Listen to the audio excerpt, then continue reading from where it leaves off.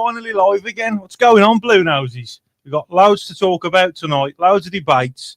We've got some cracking guests on, but my Blues brother can't come on tonight because he's baking cookies. But we're gonna have a good laugh and have a good crack. There's a quiz at the end. There's the giveaways what we're gonna do later on in the video, and it'd be great if we could have some callers in as well, some new callers as well. So please don't be nervous because I'll get nervous doing this as well. I'm shitting myself right now. So it'd be great if you could call in and get your opinions in about the Chris Davies scenario, and if you're happy with where Blues are at the minute as well.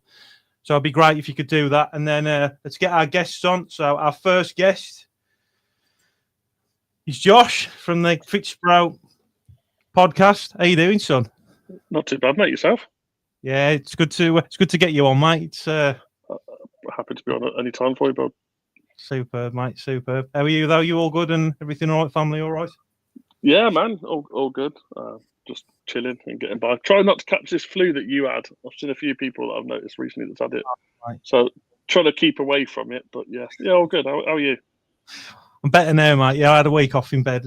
Pretty much. We went to London for the weekend last weekend for Jem's birthday. We went to watch Phantom of the Opera, like a theatre play, and then on the night got back to the hotel. Woke up early hours, and it was just, it all started from there, mate. Worst drive back in my life. Hits like a ton of bricks, don't it? It's horrible. So. Mate, the toilet had a ton of bricks, mate. I had to keep stopping off at service on the way home. Oh, mate, it was horrendous, mate. I think it was horrible, isn't it? Yeah, I was all right. But yeah, our third guest on tonight is the one and only Tommy Kelson. How are you, son? Hello, mate. How are we? All right, thank you. You all good? Yeah, not too bad, yeah. I'm just enjoying a good week off and just chilling about. England are playing at the moment, so I'm gladly missing that because I cannot be arsed with international friendlies. Is it probably the worst invention to man probably ever? I mean, we probably need it at the moment with the Blues. Need a week or so off, just get back and recover and everything and take on hold next Saturday and everything. But yeah, just enjoying the time off. Saka's just scored a great goal, by the way. Green Absolute screamer into the top corner, yeah. There we go. And our fourth guest joining us, it's only Woodster. Woodster. How you doing, son? Good, mate. How's my fellow Black Country Blue Nose? I'm all right, thanks, mate. I'm better now, mate. And thanks for checking in on me as well and sending the messages and stuff for a speedy recovery, mate. Means a lot. How are you, son? Yeah, good, matey. Absolutely good. Yeah, I'm like Tommy. I'm missing out on a fantastic match by the sounds of it. But yeah, I'm all good. Ready. I'm ready to go to start debating. That's it, mate. We're gonna have a scrap. Come on. And our fifth guest, you ain't gonna believe this, Blue Noses. He walks on water, and he's parted the Red Sea. It's the Messiah. How you doing, son? How you doing, mate? You okay? Yeah, how are you? Mate, fifth on, mate. I'm have to speak to the agent about this. It's ridiculous. What the hell's going on here, mate? How's things? So, mate, you all good? Very well, mate. Looking forward to unpacking the Blues start to the season, to be fair. There's a lot of people losing their heads, but we'll be all right. Yeah. We'll You ready for for tonight and we'll chat it through. You ready for a scrap, Rich? I'm ready, mate. Absolutely. Wagging around. Rich, where's Nick, man? What's he doing? Where is He's just chilling tonight. He's having a chilled one. Relaxing, mate. Very chilled one. Get easy on the comments. A very chilled one, yeah. Well, yeah, we got loads to talk about tonight, lads. Obviously, with the way that the season's gone, I'm guessing we're all going to have different opinions and different views. There's all sorts going around with mixed opinions with Chris Davies. Is he the man for the job? And all this as well. So we're going to just go around and I'll ask you, lads, what you're thinking, your opinions, any players that stand out for you and any players that you're not too keen on and where we are so far. So, Josh, I'll start with you first, mate. So, like, what's your thought at the minute with Blues? Is it what you expected, and Chris Davies the for and against and all this? What's your views, mate? I'm 100%. I've said it before. I'm 100% for Davies. I think he's got to at least have until the November international break give us a couple of months to actually see how it's going. Last couple of games, obviously, haven't got results we probably wanted. But I think he's starting to slowly see the starting 11 that he's wanting to play. A couple of players that I think still shouldn't be in the team or aren't quite there yet. But I'm 100% to keep him there and back him, like Wagner said. He's got the full support of the board, and he's got my support as well to keep going. And hopefully, we'll come back off this international break. They've done a bit of work on the training ground, and we fix those problems that we're struggling with in the final third.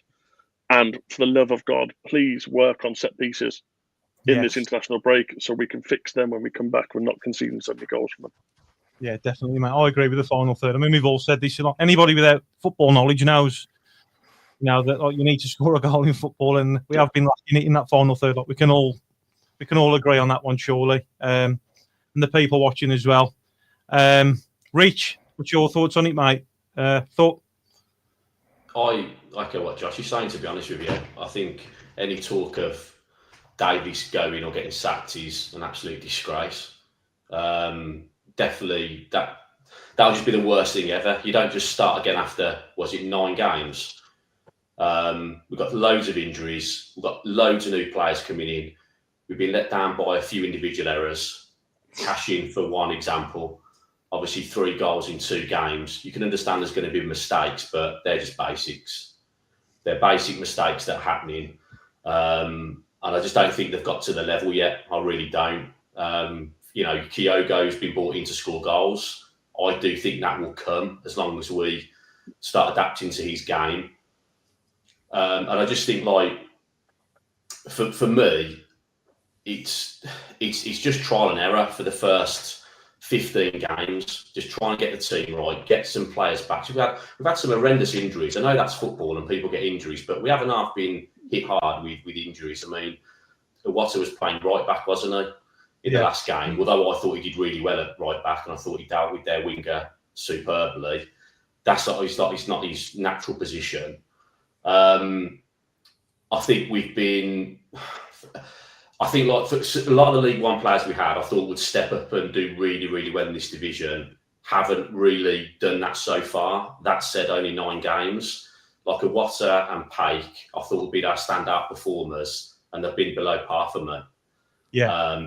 They haven't. But that's not just them. But for them as our star players of last season, I did expect a little bit more. I think with Owata, he's such a unit, and it seems to me he's playing at 60-70% intensity. It's almost like he doesn't want to get injured.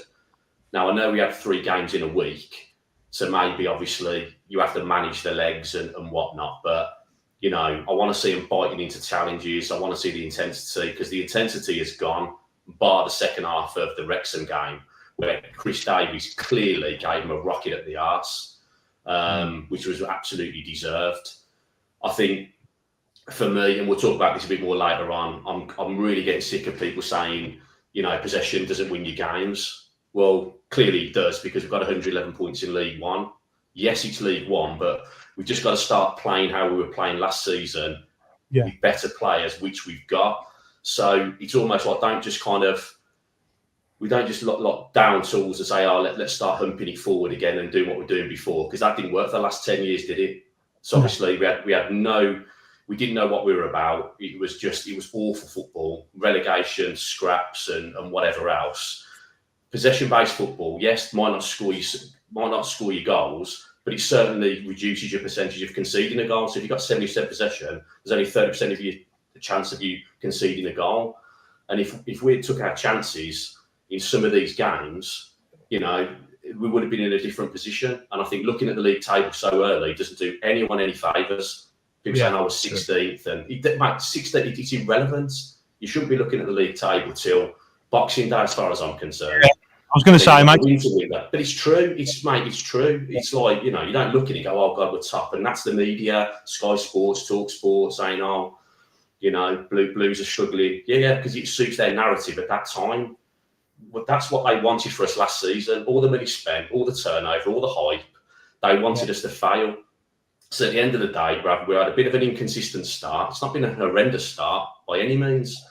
And I just think we just need to kind of keep our heads. And I think we just got to remember what worked for us last season and it will work for us again this season. He's just got to get it right, and Davies will get it right. Yeah, I'm glad you mentioned that, Rich, about the Sky Sports, the pundits, and like all the betting stuff, because they've got narratives to spin, haven't they? I think they're part of the problem. That's probably getting some of the blue noses that are expecting more because of the hype of saying, because we got promoted, we're expected to get promoted again, and we had a great season last season with the amount of wins we had. We've gone from like losing every week, getting results, superb season. We weren't used to winning. We weren't used to it. Look, let's be honest with you, but you're always going to get fans who are going to be moaning. I tend not to moan too often with it. I mean, people were moaning last season that we were winning the League One and it was boring. I mean, boring. I mean, I used to love leaving that ground on a win.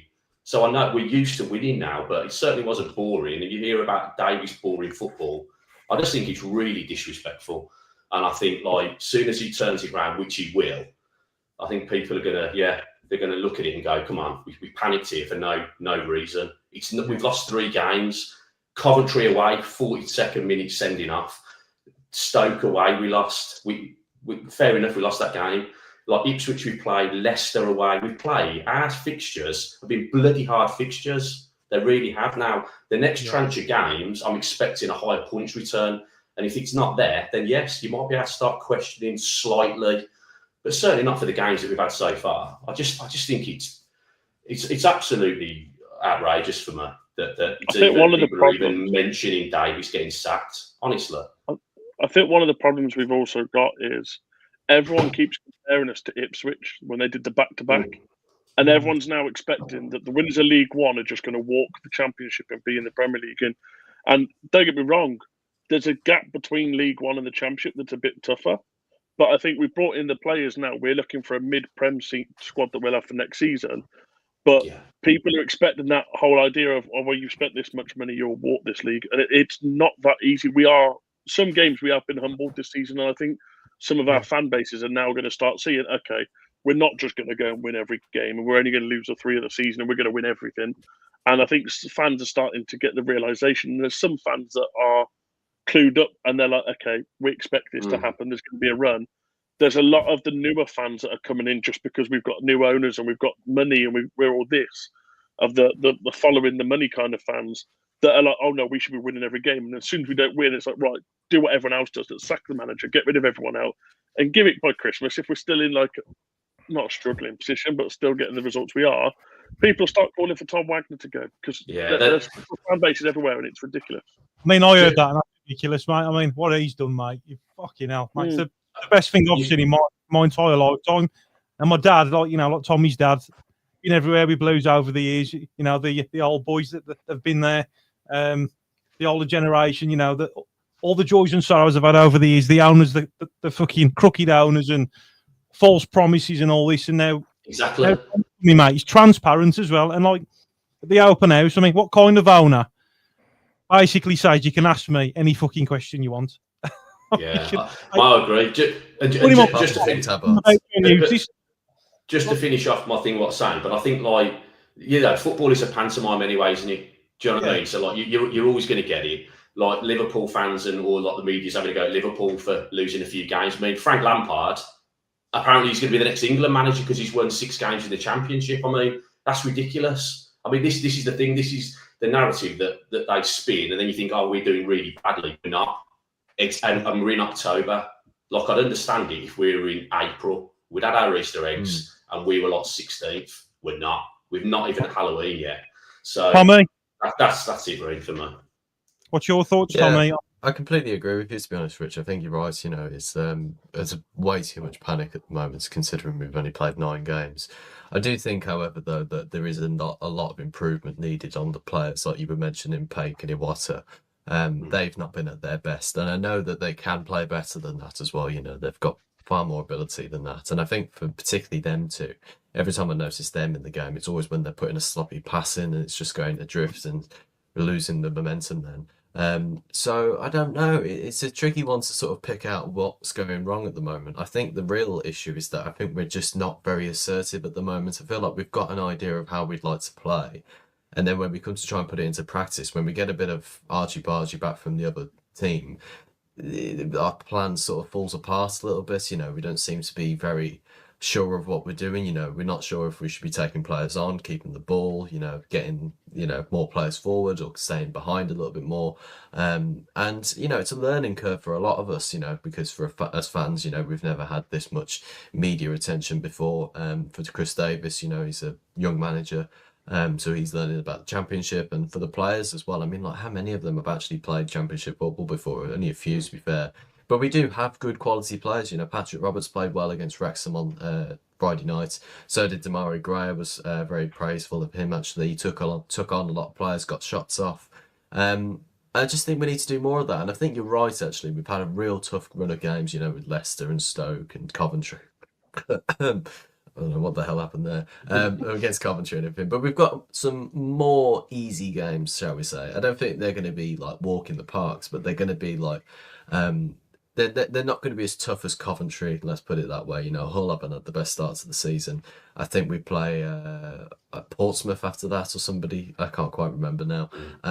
But yeah, we've got a more suitable run of games, shall we just put it that way. But I think in a way, though, we've kind of got to prove ourselves in those games even more, because as we demonstrated against Sheffield Wednesday, you know, like, no game in this league is going to be easy, that's for sure. You know, like, even the team that's got no money can barely pay their players, you know, they're going to be tough for us this season. And I think realistically, we've just got to try a couple more risks, you know, go and do things that might be a bit unpredictable, might look a bit stupid, you know, we get caught on the break or whatever, and we take on more risks, you know, and it flies into the back of the net and we win 3-0, then no one's going to be upset by that. And I think we saw that against Ipswich in the opening game, and something's just faded since then. So we need to get the confidence back. Need to believe in ourselves, absolutely, because we are a top team at the end of the day. And our best form with that team, we are a real contender up the top of that table. But just need to get that back and be more assertive in what we want to do. And then, you know, things will start to fall into place and teams will start to respect us again. Yeah. Now, this one I'm really looking forward to, because we had a phone call, didn't we, Woody, when I was on the way to... Well, I was actually in London, weren't I? And you phoned me after the Coventry game and you're speaking to Jem, and I'm really looking forward to hearing your views on it, mate, because it was... Go on, mate. Let it out. Yeah, you want to debate. I want to debate, mate. Let's have it. I think our performances reflect our table position, to be fair. And I think it's kind of sad that we've lost, in my eyes, we've lost all that fluidity coming into the championship. We had a winning hand. We were making chances. We're scoring 2-0 normally, keeping them at arm's length, winning the games. But this, to me, if I really went in, I'd say we haven't got a plan A, and plan B is getting us out of the shit. And we can't keep relying on 90th minute equalisers and winners, because we're going to get found out. And if you look at the squad that we've brought in, I would say Demarai Gray has been an improvement. Patrick Roberts has only had a few games, but he's done well. Other than that, I don't know anyone that's stepped up. And it's a shame for players like Doyle, who on paper and what we've seen so far, he gets such little game time. I think Ethan Laird's stepped up there, mate, compared to how he was in the season before League One. In the Championship, I think he's definitely stepped up. Yeah, I'm on about the newer players, really. I'm just saying that we've on paper we've doubled the value of the squad, but I would argue that I'd be more comfortable with what we had before. Yeah, that's me personally. If I wanted to go really critical, I'd say I don't even think we'd get 111 points with the players we currently got, the squad we got, in the way that we're playing at the minute. But it's not apples for apples, though, is it? So, like, people are saying about Ben Davies, oh, yeah, we need him in. Well, he was playing in League One. This is the Championship. It's totally different. He can't even get into the Oxford team. And I wanted him back as cover. But this is the problem. It's not. It's totally different. It's not the same. Like Alfie May. People saying, oh, Alfie May would have bagged that. No, he wouldn't. Like, because he was having issues in League One. So, you can't compare it. You just can't look at a Water and Pake. Like, they're not the same players they were in League One. In League One, they were a Chico, weren't they? We said that, didn't we? Like, okay, so I'm going to flip it now, full circle. Where's that team who played Newcastle United? Where's that passion? Where's that energy? Fan bases the That's fan League base One. has gone. I think no, the fan base is not like when you go to St Andrews at the moment. Yeah, there's a good vibe around the place, but you haven't got the same vibe as being the massive Atmosphere's awful. underdogs who work against Newcastle. Exactly, Absolutely. the atmosphere shit. And every time you look at the few games that we've had over the last couple of years, so you look at the Leeds game when they first took over, the atmosphere of that game was incredible, really good. We grinded out, we kept going, we got a win. Newcastle's a massive one. We grinded it, we kept going, we were unfortunate, and we got performances. When the fans are big behind games, the players, massive. when the fans are there, and you need that every championship game is massive, especially if you want a Premier League team, you need the fans more than anything. And we spoke about it the other day when I was in Woody, and there's a video obviously going around online of Tom Wagner telling the fans, you need to be cheering and singing and shouting in the second half of Wrexham. And so many people have got an issue with it, and I totally agree with where it's come from. Josh, just save that for a minute because that was my next question. I'll hold on then. But you're right though. Can I just say as well though, Woody, on that one, like the only other really good atmosphere was Ipswich. Everyone was buzzing. It was like drinking on a Friday, first game of the season, night game. That atmosphere was hostile. It was loud. We were aggressive, and we should have won that game. But the other games we've had, we start off okay, and then it's flat because we're expected to win. And it's like, where's the atmosphere? We've got 27,000 fans there, and it isn't like it was even at the start of League One. It was really, really loud, and then it tapers off, doesn't it? And that's what happens because you get expectant. And I think that's what it is. Like we've got the fans there, but in a weeknight, it's hard to get it for a game. Anyway, everyone's been at work. You're shattered. It's a 7:45 kickoff. And do you know what I mean? It's difficult, but I think that's the thing, mate. That the crowd make the intensity for the players, and I mean, you look at it both ways. And I think it's the players have got to do something, but it's the other way around for me. It's the players flying into a tackle. Flying to a tackle. You know, okay. I'm probably with Woody on a bit more of this. Like once you fly into that tackle, you get the fans behind you, and it's that uproar that you see with so many players where they get the excitement then because the fans are on their feet and they're like, right, okay, that's going well, that's going well. But when there's nothing there and there's a tackle that goes in and it's like, oh yeah, okay, quick clap and that's it. Say, you see it dive. Jay, I'll let you ask you a question in a sec, but I do just want to talk a little bit about the atmosphere because, like, I think I completely get what your points and everything. I think it's good that we need the fan base a little bit more energetic, and the crowd, might give the players a little bit more of a buzz and to get them to work harder. That's all true, of course, but also at the same time, the games that you pointed out, like the Ipswich game, massive game on Sky Friday night, first game of the season. Newcastle game, massive club, FA Cup round. And then I can't remember the other one you mentioned, but they're all big games. I think the majority of football, I think people seem to have this sort of different way of remembering how football was, but I definitely don't remember all football games being like 100% always like absolutely mental and crazy and everything. Because I've got access to, I signed up for the Premier League app or whatever it is, and you can go back and you can watch some of the old Blues highlights when we were in the Premier League, and I like watching the old 2010 season where we finished 9th in.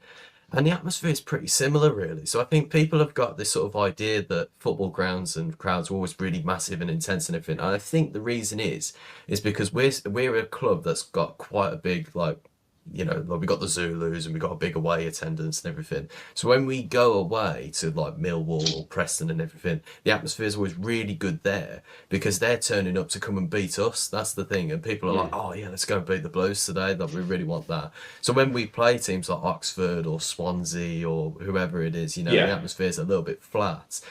Like, there's nothing between the two of us because, like, it wouldn't be like if when Millwall come to ours in a couple of weeks' time, you can guarantee that will be a much better atmosphere compared to how Swansea or Oxford has been. So I think the idea that, it's right. I completely understand if the fans are a bit more up in it. And then definitely against Wrexham, I think Tom Wagner has a point there. But also at the same time, I'd probably counter that and say, like, the football ain't great on the pitch and you want, like, Chris Davis is obviously going to give the players a bit of a rifle to try and get them back up for the second half, which they did, and that was good. Yeah. But then also to say to the fans, whilst they've paid lots of money to get there and standing out in the freezing cold, it's like, I get it, but also at the same time, I think it needs to be taken with a bit of a pinch of salt, really. Yeah. Well, yeah, but I mean, can I just say, Jay, the way I see it, all we want from the players is full 100% commitment to the cause. Yeah. You know, we're not after like 5-0, 6-0 and all that. And albeit there's been a few games we haven't even had a shot on target. And you look at Tommy, £45 at Coventry. You know, they can't even muster a shot on target. I mean, that's real bad. And if you're expecting an atmosphere, I mean, that's a local derby, bear in mind as well. And they can't even they can't even get up for that. If you look back to last year, Barnsley 6-2. You know, great. Mansfield was great as well. You know, there were certain games because I'll quote Tom Wagner here. The product on the pitch was good. Mm-hmm. You know, we were winning, weren't we, as well? So, but we're making chances, and it was exciting. You know, all this 700 passes. Well, if we're playing from the, I don't like that either. To be fair, playing from the back, we're getting caught out in this championship as well. Which are what? But even the top teams get caught out with it as well. I don't know if that's what's going to happen, and that's not going away. It's not. You've just got to be better at it. You know, and also with the possession that we're having, you're right. We're not creating enough chances. That's what he needs to work on. But if Kyogo starts bagging goals and not missing chances, we're winning them games, aren't we? If with that penalty at the end against Ipswich, Kyogo should be starting. Because you don't pay £9 million for someone to be a bench warmer. And if you look at his track record, he's pretty decent. Can if he doesn't perform. But I think he's performing because he does everything right, bar put it in the net. Yeah, but he's not filling it though, is he? Yeah, he's there to back goals. His goal the other day, though. His goal the other day was one of those where he took that so well. And like Davis said it in the interview after, he was like, that even though he was offside, that'll give him confidence. Yeah, definitely. I agree with that. He has scored 2 absolute bangers this season, and both have been offside.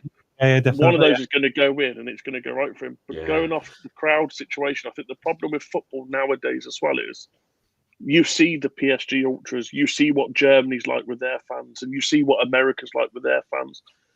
The rest of the world is mental fan bases. They're all singing, shouting, banging all through games. And England's we might not have it. We're not like that. But I remember days in the Premier League where we're beating Arsenal 4-0 or something at home, and we're all stood there taking a piss out of Arsene Wenger for 25 minutes. Yeah, but that's different, isn't it, though? It's different because we're winning against Arsenal there. I don't really remember that game, but yeah. I don't remember 4-0. I think we're losing 4-0. We were losing 4-0. We might lose 4-0, yeah. Well, I mean, so the way I see it, lads, and I totally understand what you're saying, Woody, because I had this debate with one of the Blue Noses that I was sitting by, and I get the whole lot. They have to give you something to sing about, but it's like Tom Wagner says, every time there's sellouts, we get a result. Every time the atmosphere, cheer the boys on. They play better. I get that, yeah. That's proof, and that's proof because of all the backlash that Tom Wagner had, and I fucking rate him for it, I do. Yeah, but who gave him the backlash? Who gave him backlash? Obviously, to be honest, any rival fan, any fan's going to go to cringe because he's Blues. Yeah. All online. Oh, not Blues fans. I was going to say because it's not. Yeah, I have seen Blues fans that are like. There have been some Blues fans. Stupid. Yeah. There have been a lot of Blues. Like there was a reel under. I can't think whose post it was, but there was one where it was like 100 and some odd comments. It was all Blues fans. Like he should be in a suit in the director's box and he shouldn't be in with the crowd. I don't agree with it at all. He's a fan of the club, and you can see the difference between our owners and some of Man City's owners, where he actually loves the club now and is a supporter of the club. Tom Wagner, mate, that's what he is. Tom Wagner, mate, he's a man of the people, mate. He ain't a typical fucking multi-millionaire like Suit. Ain't got no time for people ruining clubs, That's mate. That's the piss out of him, mate. Not a millionaire, he's a billionaire. Oh, yeah, but like, he'd rather kit up, blue superstore, fucking woolly hat, scarf, and sit with the fans. Not on these fucking chairs. But this is what I talk about disrespect. This is what I talk about disrespect. Like, how can you disrespect somebody for doing that? Like going into the away end at like Wrexham on a freezing cold night. That geezer doesn't need to do that, and he's doing it. He doesn't need to do it, and he wants to get involved and be part of the Blues journey. And someone to say he should be in the boardroom. I'm guessing look what he's done for the club, all the money he's spent, what he's done, giving everyone belief again. Honestly, people need to remember where we came from, all the crap we've had before, and then get some real problems. But I'm guessing as well. Honestly, that's true. Actually, I'm guessing as well. Mate, I'm guessing as well, he probably brought the bar again. I mean, what kind of owner does that? Fucking puts a free bar on for you. Fucking help yourself. I know. But you can't please everyone. I get people who've got opinions, but when it comes to stuff like that, I just think it's wrong. Yeah. He's just wrong on every level. Like, look what's going on at Sheffield Wednesday. You look what's going on. You know, it's outrageous. We look. We've got the sports quarter coming up. We've got multi-billionaire owners who are going to spend serious money and have spent serious money. We're back in the championship. We're going to go for promotion this season. We've lost a few games. We haven't had a few shots on target in some games. So what? It will change. It will happen. We are going for promotion this season, one way or another. Wagner said that. It's going to happen this season. He's going for it. So if Davis doesn't perform, he'll be gone anyway. We don't have to worry about that. But they're going up, mate. Our ownership group want us to get promoted. Well, this is my next question. So there's been a lot of backlash, like, in terms of, and this is what I like about this channel, because I open people to opinions. I love it when people have different opinions. I love it, like, and it's great conversation. Like, I never see it as a negative. I love having conversations and stuff. So I've had like a few comments as regards to the ownership kind of hyping up this season, and so far it's not been quite to what we expected. So Josh, I'll start with you first, and we'll work round on what you think on that. I don't think it's the owner that has hyped us too much. He's just told us what he wants to do. As Rich said it earlier, it's the bookies, it's Sky Sports, it's BT, it's BBC, it's all these other companies that are Birmingham City are the best thing since sliced bread, and they're going to win everything, that have hyped it up so much and put so much pressure on the club. I think you got to look outside of the club where the pressure's coming from. Wagner is purely just turned around and said what he wants the aim to be. He's straight up and honest and says, we want Premier League football. I think every Birmingham City fan out there wants Premier League football, with the hopes that in 10 years' time we're in the Champions League. And he's just honest, and he's like, this is where we want to be. Where I think you've got other people stirring the pot a little bit, saying, oh no, this is the squad they've got. They've got a £20 million striker. Oh, he's going to score 40, 50 goals and do a Haaland every season.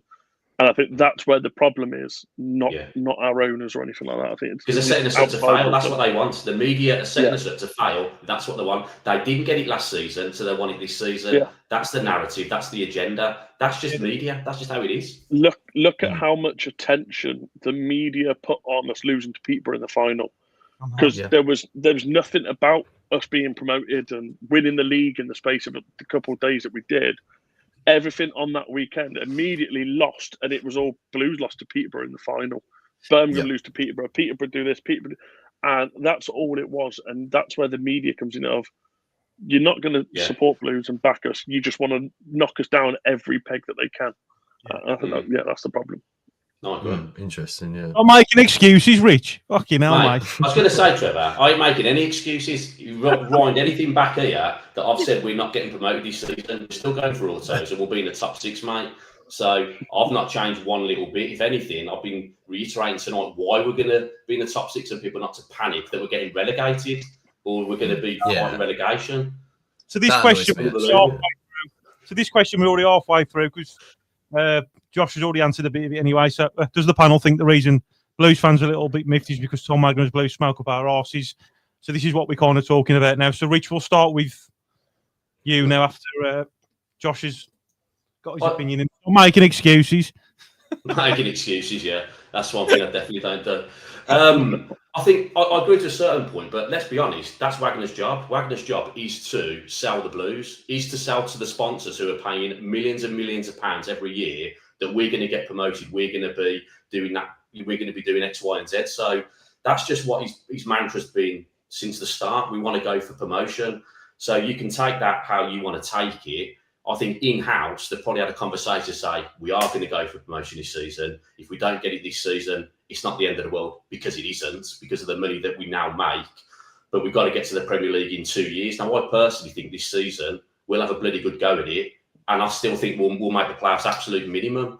But Wagner's job is to go and, go to the sponsors and say, we're going up, we're the next best thing, we're doing the sports quarter, because he wants them all on board to spend shitloads of money with us as soon as we get to the Premier League. Because then he can say, right, that deal that I wanted off you last year for 5 million is now 15.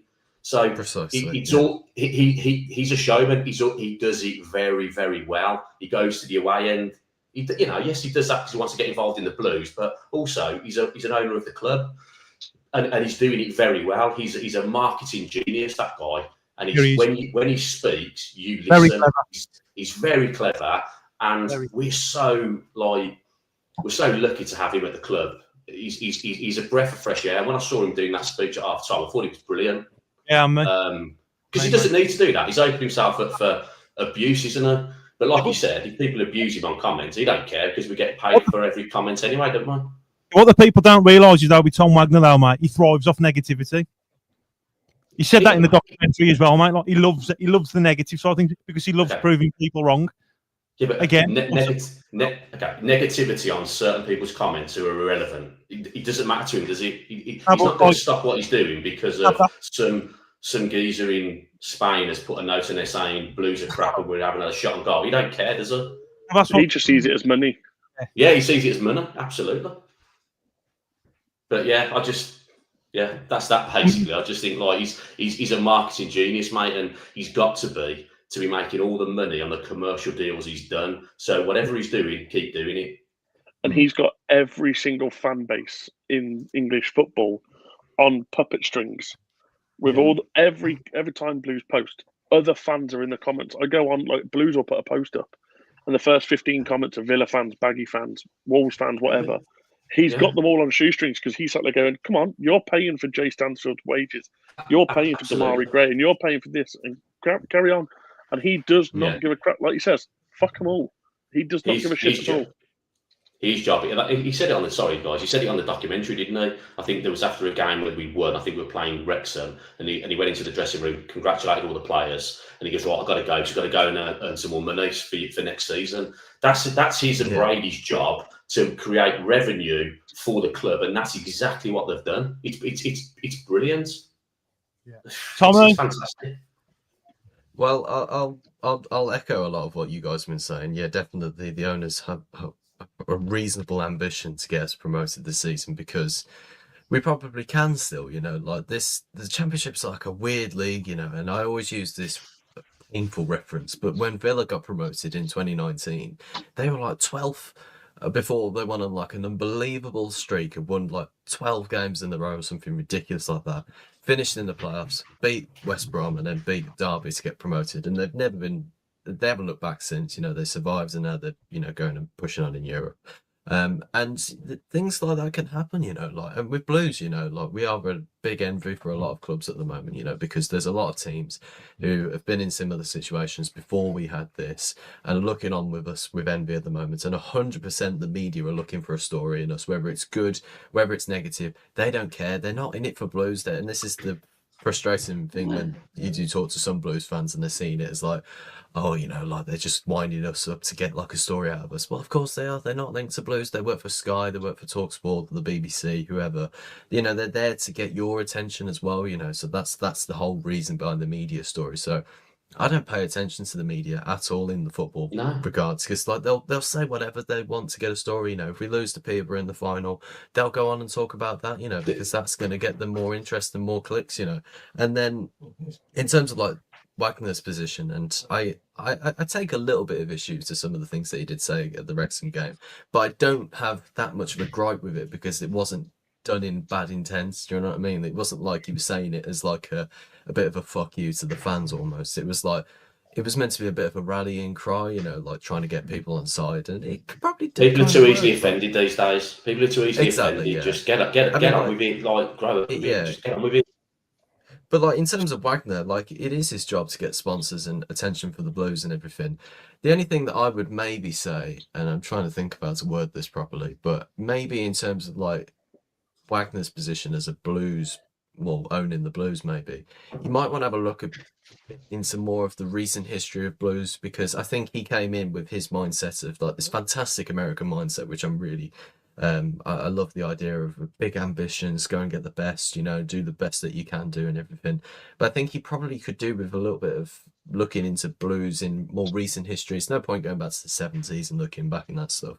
But if you look at the sort of the years that we had before we got Wagner, and sort of looking into the mindset of Blues fans, he might see a little bit more that he can get out of that. You know, if I'm trying to word out to say this, but I reckon it'll be interesting for him because he can sort of have a look into the history of Blues fans and why we sort of behave like this sometimes, you know, and like he can word things better if he wants to in the future and everything.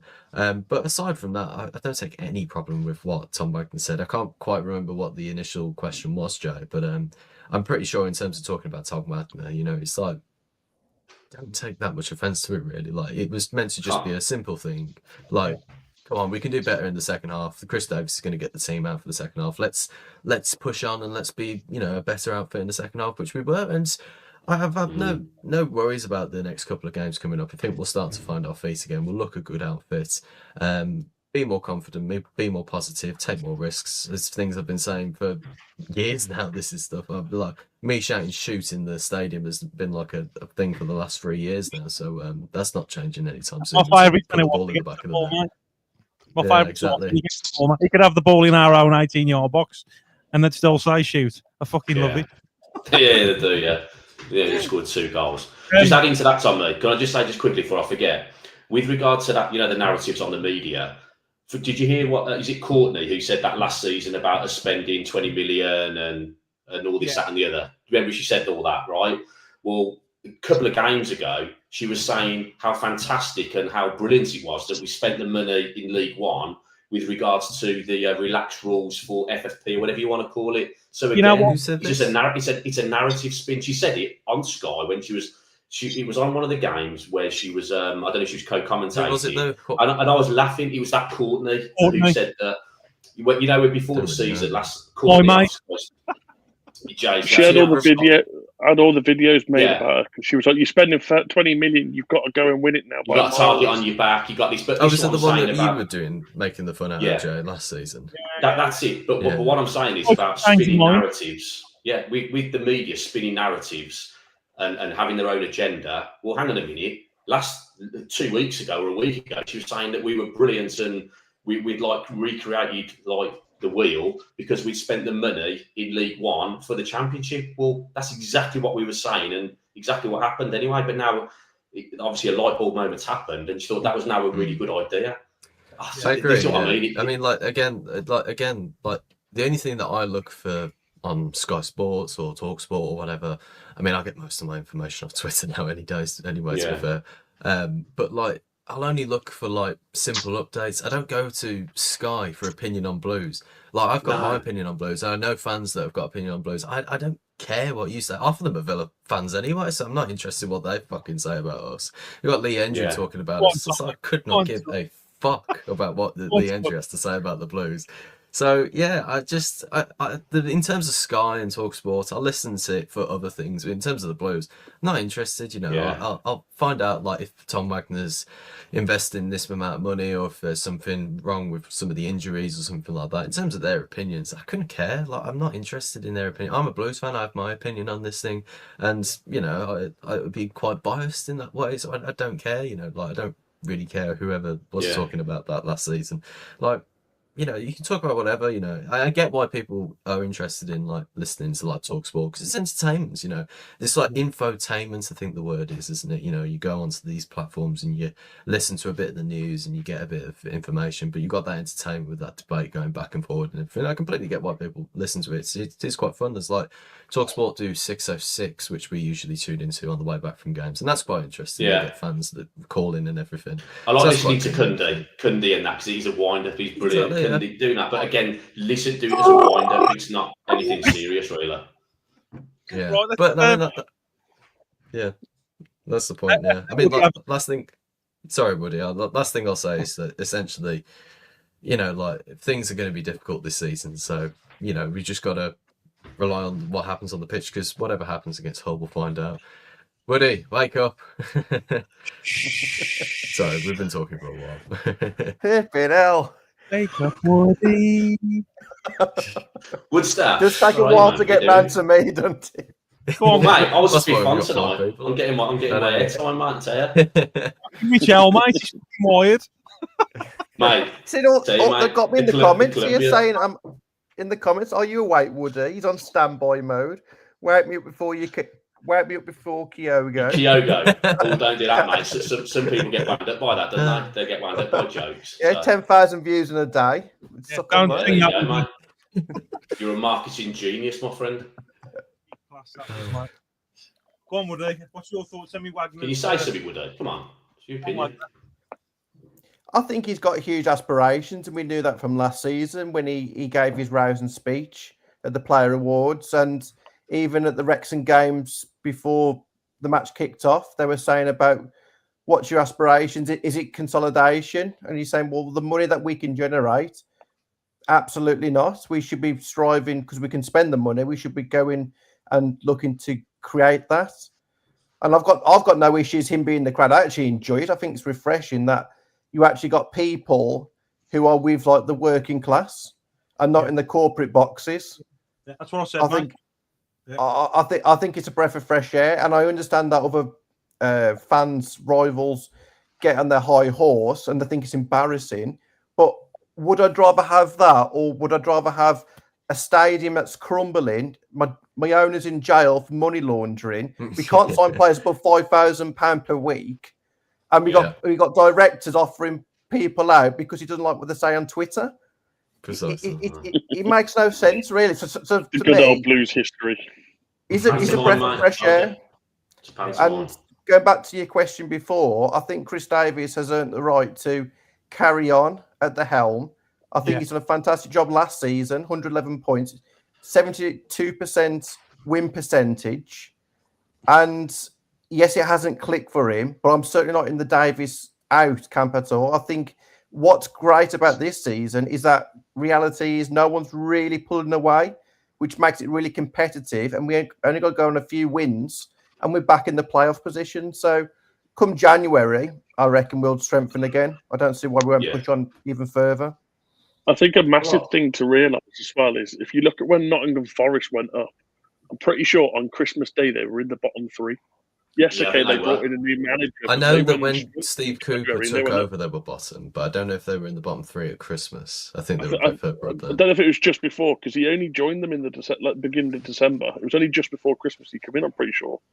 Because they give their manager, but I know what you mean. They give that one manager so long, but they were in such a terrible place and went on to win the playoffs. So I've seen a comment earlier that said we're 16th with 3 points off playoffs.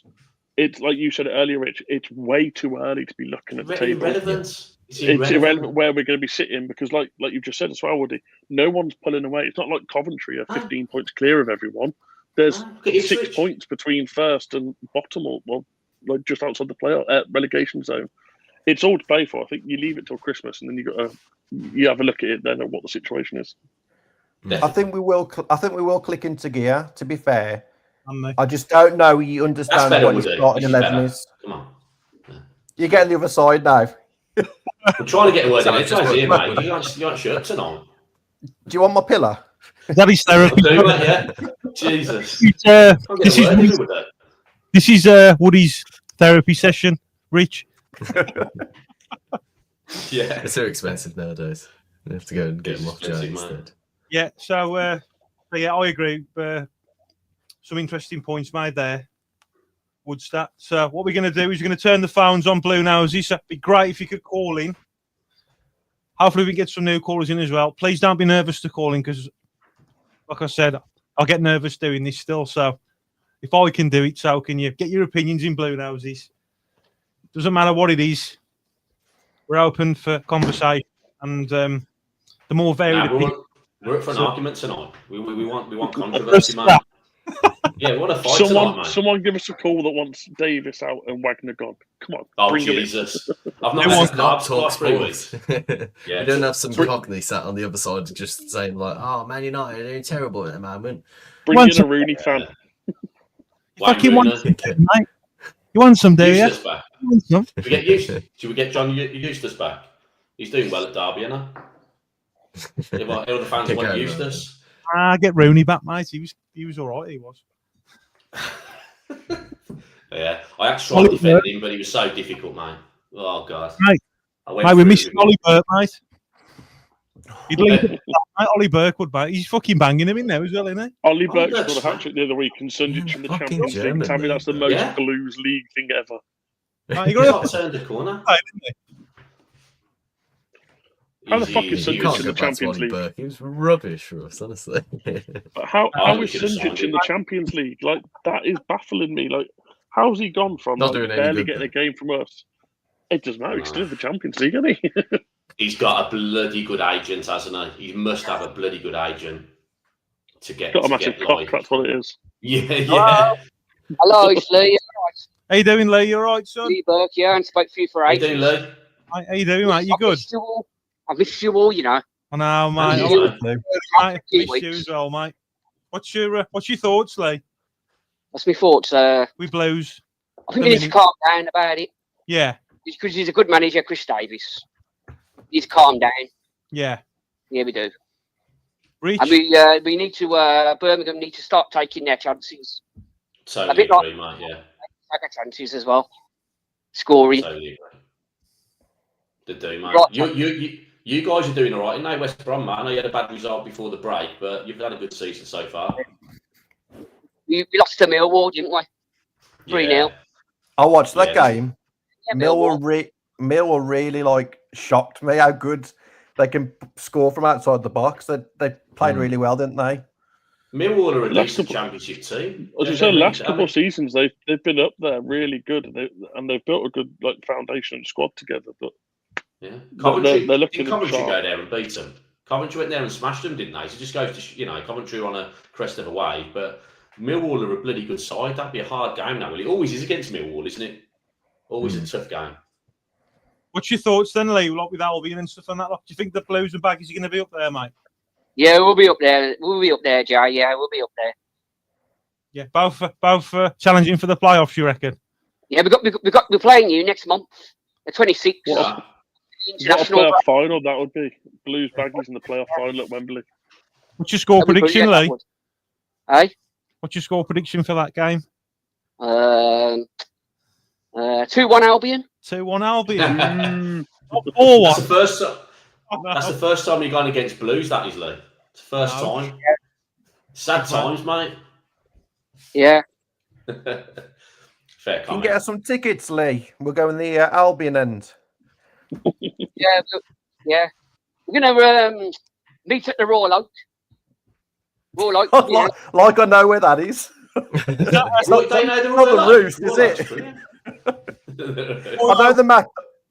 I know the McDonald's. It's a massive pub, the Royal Oak, isn't it, Lee? That's has it got Yeah, the Indian I've been food. in there before. Yeah, Nice, and Lee. gets decent in there as well, which is good. All right. Hey, Jay. Yes, mate. Yeah. Keep my number in your phone. Yes, I've got it, mate. So anytime you want to ring me, you can ring me. Yeah, definitely, Keep my mate. number in your phone 100%. And, you enjoy the rest of your week, and I'm going now. Lee, what's your message for the Blue Noses, mate? Keep right on. Keep the faith. See you then. Bye bye. Good lad, mate. Cheers for ringing in, Lee. Yeah, Lee. Keep right on. Up the baggies. So, Lee, None of that word round here. so Lee's an Albion fan, but his second team's Blues, and fair play to him. He does ring up a lot, doesn't he? Yeah, he's always first on the comments as well. Yeah. That's Got a dedicated. lovely, haven't we? Come on, Blue Noses, get your calls in. I'm just waiting for Big Tone to call up. He's been literally Tone. Wrexham and We need everything. Big Tone. Hello. Hi, yeah, guys, you all right? How you doing, Chris. Chris? You- Yeah, I'm all right, thanks. How are you? It's Chris. I Rich. love Chris. Hiya, Rick. How you doing, mate? Well, very well, mate. See, I know voices now, mate. I know your voice when you call up, mate. Oh, yeah. Yeah. How are you? Yeah, good. Yeah, like, how have you all been? How have you all been? Yeah, I'm It's good, been a man, long, thank it's you. been a while, hasn't it? It's been a while. Josh. Been far too long. Yeah, you're right, Woody. Josh. How you doing, mate? And hello, Yeah. Woody. Yeah, right, Good, Chris. mate. Thanks, Good to you. hear from you. Yeah, and you. Yeah, and I think, I was here last few games. Well, I think he's like Chris Davies is just like adjusting to the championship, isn't he? Yeah. Is obviously it's a new league for him, isn't it? So obviously it's the league above, and obviously it's a different league to League One. So you know, like Yeah. I can have 100% faith in him Yeah. to turn results around. Yeah, and What's your thoughts on the season, Chris? Is it what you expected, or did you expect less or more, or? I expected where we are now. Near to where we are now, I think. Yeah. Yeah, it's just because obviously we had a lot of tough matches. It's like obviously Coventry, they will be up there this season. They'll definitely be up there, I think. Yeah, a good side. Like obviously Leicester, they'll be up there despite their troubles, but Tommy, Woody, Josh, you got any questions for Chris? Yeah, I've got one. Go on, I've How been listening to close, Chris? Chris, how close do you think Davis is to getting his strongest starting 11? Obviously, we've seen the difference of Wrexham and team changes in the last couple of games. How close do you think he is to that starting 11 that will be consistent? I think he might be pretty close, but I don't know when. I can't say a very exact date, but I think maybe it's getting close. But yeah, Chris, what's your starting 11 for Hull? Well, I'll say I think Beale had a good game, didn't he, against Wrexham? Beale. So I think I could maybe give him another game. Okay. I think would you start Neumann in right back or Iwata if Atiba is not fit? That's interesting. I didn't think about Neumann playing right back. I spoke about it yesterday on our pod, and I said I'd play Neumann right back on the basis of when we're attacking, you play a back three, and he'll slot into that centre back role, and you play Neumann, Robinson, and Clara at the back, and obviously that gives Cochrane that free rein then to if he wants to run in the middle, run down the wing, or something like that. But I think you go Neumann at the back because it gives you that you got a bit more aerial threat and a bit more stronger player there to play. My question to you, Chris, is over the last few games of Lyndon Dykes, has he changed your opinion? Have you seen a player in him? Would you be starting him? Well, yes, it's like because sorry, just like sorry. No, it's all right, mate. Take your time, mate. Okay, I think he's good off the bench. I think he's good off the bench. He can get you get your important goals. Against Wrexham he was quite good. But I think he'd be more of a obviously come off the bench and I'll maybe give you a goal or super sub, yeah. I think. I mean, me personally, I've seen us shifting him, but I didn't even know he could run. To be fair, it's the last couple of games, and he's like shocked me. Wow, where's this passion come from? So, I think he's got the hardest job there because he knows he's fourth choice, but he's just got to put all the shift in, all the effort in, and if he can make it his own, good for him.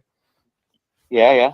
I think it shows his interview when he went the last international break, and he spoke obviously quite publicly about the Hibs deal. And one thing he said was, no matter what club I end up at, I'll give them 100%. And I think every game since then, he's probably one of the only players, apart from maybe Coventry, but he's one of the only players that has given 100% that he can every game, and he's trying his hardest to get things working. And like we always say, I think it will click for him at some point, and you will see it. But definitely a person I can see the change in him since then. Yeah, and obviously we've got a few people a few players on international duty, haven't we? Bright's gone, hasn't he? Bright's gone away. Right back, I thought he was injured. He's gone away to international duty, which is a surprise. Podcasting. All right. And he's gone away. I know that Timmy Gray has gone to Jamaica.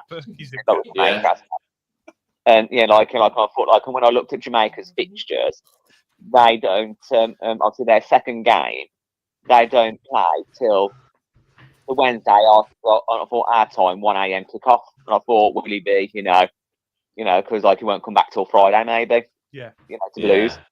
Would you, Chris, got on for you? Would you keep Beagle in goal for the whole game, or would you put Allsop back in? I think I'll give Beadle another game, to be fair, because he did well against Wrexham. Yeah, I think, I agree. Yeah. I think it all depends how he does whilst he's away with England. If he goes away with England and messes up whilst he's at England, he's going to come back with a lack of confidence. Where if he goes away with England, gets like a clean sheet or two, and he's playing really well, I think there's no choice there but to put him in the team. I think he plays anyway, to be honest.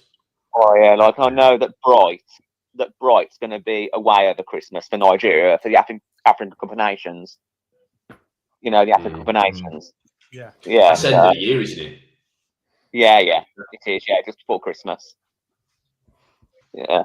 Yeah, but I think to be honest, like we said a lot about Beadle, didn't we? But I thought he had a decent game against Ipswich. He didn't, I don't like his parrying, to be fair, but I think due to the conditions, that was the right thing to do. I mean, when his name was announced on the team sheet, I was fuming. But I actually thought he had a good game. I like Beadle now. I thought Beadle was the best keeper in the league, mate. Never said anything else. I've never heard that. I've never heard that. I'm just glad that Beadle wasn't in goal for these few games before Wrexham. Yeah, because he totally would have been absolutely rinsed, and it's not fair on him. And I think he did well against Wrexham, and I think he deserves his spot to keep it. That save he made as well from Leonard back pass that got me off the sofa. That was amazing. That would have been game over. Can we all get a keep right on off Susan? Keep right on, Susan. Keep right on, Susan. Thank you, Susan. Keep right on. Just a question to everyone and Chris, if you know, what's the situation with Dooch? With Ducks, I have no idea.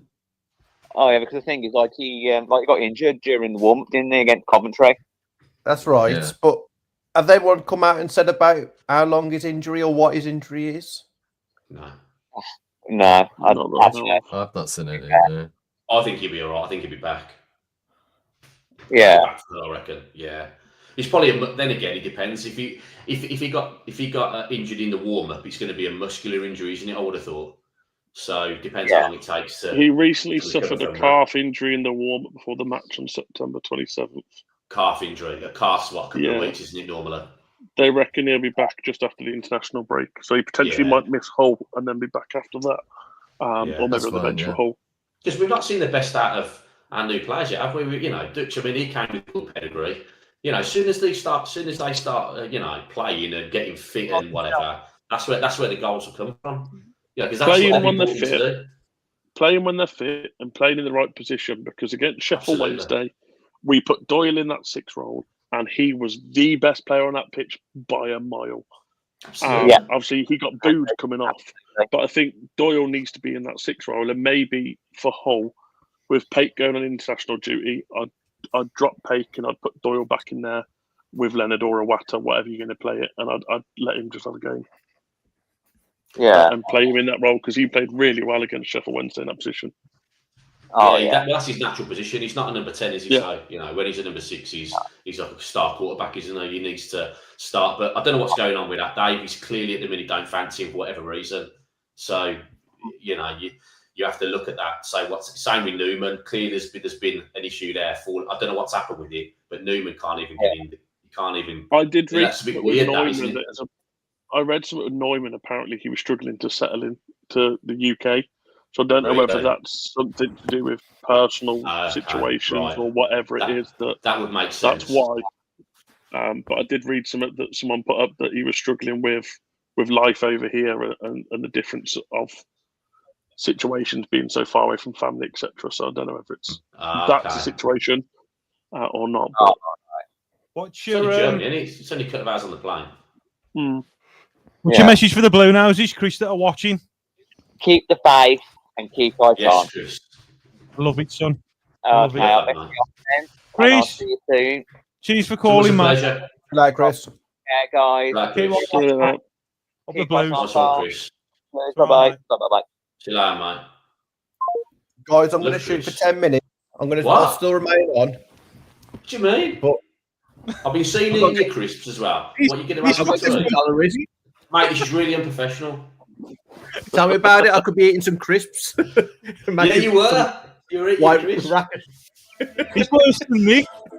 You are Nick Skip Nick. Tony. Correct. How you doing, son? How you doing, Matt? Right. I've just got in from the Wrexham battle. Have ya? What a Smashing Wrexham fans up. Fucking hell. You've been smashing them all, ain't you, Town? Oh my God. It's like talking to Monty Python's Flying Fucking Circus. How's the golf club been, mate? They've been giving you grief, have they? I absolutely thrashed them at golf today. Oh, super, mate. They've all gone home with fleas in the fucking ears. Oh my God. I've never heard anything like it. They all think they outplayed us. They're a better team. No. And I'm like, what? And because their guy missed the second goal, you know, when Leonard made a mistake, that they should have won. And I said, well, what about Marty Gray when he brought it in the box and just put it over the bar? I said, in the second half, we had a goal disallowed for offside. I said, you weren't in the fucking game the second half. I said, we're playing with the reserve side. Oh, they're fucking unbelievable, they are. Go on, Town. And yet they've been quiet for weeks, absolutely quiet. But, and they fucking dared to take the piss out of our owners. Did they? Yeah. From the halftime speech, Town, is that what it was? Yeah, fucking hell. What's your views on it, Town? There's been a lot of controversy, not so much with the Blues fans. I mean, there has been a couple of them, but not like a lot. It's mainly from the opposition fans looking in. What's your thoughts on it, Town? Well, the one guy that I trust there, called Alan, he goes to the matches. And he said to me, he actually met him, our owner. Yeah. And he said, what a fucking guy. Yeah. He said, he's small, isn't he? I said, yeah, he's tiny. He said, but so polite, enthusiastic. He said, he fucking just rubs off on you. Yeah. Yeah. So I take his view. All the others, I said, have you ever seen our owner? Have you seen what he actually done? They haven't got a fucking clue. They're reading headlines, isn't they? And they're trying to wind me up. But I said, you know, we don't need Marvel to be good. I said, your two owners may be in the crowd, but they're in a box like they're fenced off. I said, our owner goes home in a fucking way, and he sits with the lads. And they never believed. They have never believed, you know, when Jay took me and I met him. Yeah, they never believed that. Is that when you told him how to spend his money? Yeah. Did you? So I'll never forget that. Man. Yeah. I'll take that to the grave with me, Town. Brilliant. Oh, it's just been a good day because they haven't got a fucking clue what they're on about. And they're hateful. They are hateful, you know. They think they're getting closer to us and nearer, but I said, wait till we fucking start, for fuck's sake. Yeah. I can play with a reserve side, but I'll tell you what, when I seen the team, I thought, oh, fucking Jesus Christ. Yeah. But second half, I mean, you always calling for 𝒕𝒉𝒂𝒏𝒆𝒍. What a load of bollocks. He's made a few mistakes. I mean, my personal opinion, people may laugh at it, but I'd have played Jimmy Gray in the number 10 role against Wrexham. I wouldn't have played Dykes because you're playing into Wrexham's hands like that. They're slow at the back. But I just think he's made a couple of mistakes. I think his biggest mistake, and it's affected the team, is moving Clara to the left and putting Newman in the right. It fucked the balance up to the side. Yeah. And I think it fucked Clara up a bit. And personally, when he's fit, I think Newman will fit in there all right. Because you're making one player play out of position, but when you switch Clara, you're having a new player and making another player play out of position. It didn't make sense to me. Yeah. And the other thing, I know he's out now for a bit, but I've watched the other right back and he's fine. But I think we miss Laird. I agree, Tom. Because of his enthusiasm as well. Yeah. And our problem playing slow now is because of the back and not like enthusiastic like there was. You know, Laird goes. You know what? I opened my eyes up with Lairds. Was when you sat by me at Shrewsbury Town and we had a real good conversation and you was talking about Laird, like really in depth and stuff and that and what he offers and that, like, and like, even to this day, like every time I see him play, I always think of you, like, on that day. I totally agree, mate. I think we're missing Laird. Yeah, 100%.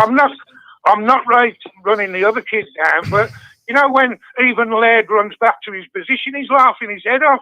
Yeah. And it breeds confidence across the back, and that beats a midfield play. I mean, we're playing out the back now. We're playing out the back now, not believing ourselves, and that's slowing the midfield down, and it's slowing the team down. Yeah. It's bang, bang, bang, and up the top, you know. And we just need a bit of confidence, that's all. Yeah. I'm mightily glad that Kesh is back, though. I agree. Yeah, definitely miss Keshi, mate. 100%. He's class. Love Keshi. Just a point on Laird as well. I think the thing with Laird is he's a massive personality around the club. So he brings everyone up, and when he's in a good mood and playing the way he does when he's free, and he's enjoying it, you see everyone else's moods a lot better, and everyone else is smiling and playing happy, and he's massively vital. I think Keshi's like that though, because he's a big guy. He gets stuck in. He beats people. He has shots.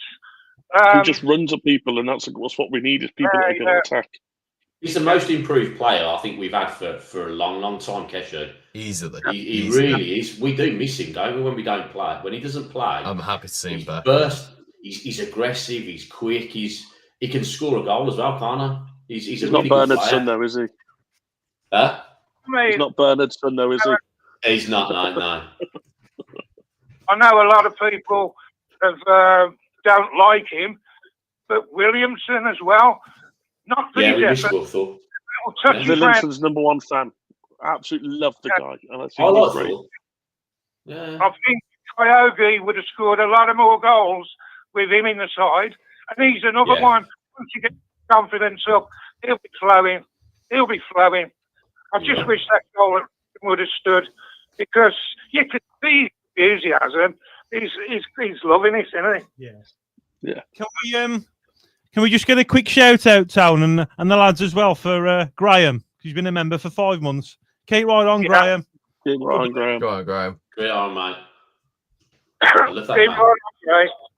I'm watching the England game at the moment, and you know the two lads that are the Welsh fans that have the Birmingham City flag. They're currently just panning on them. So you got a big Blues flag with the Wales flag on the TV. Love it. Well, imagine them Wrexham fans are fucking losing 3-0 as well. They'll be shaking the sheep. They'll be sleeping in the fucking barns of the sheep tonight. But They will.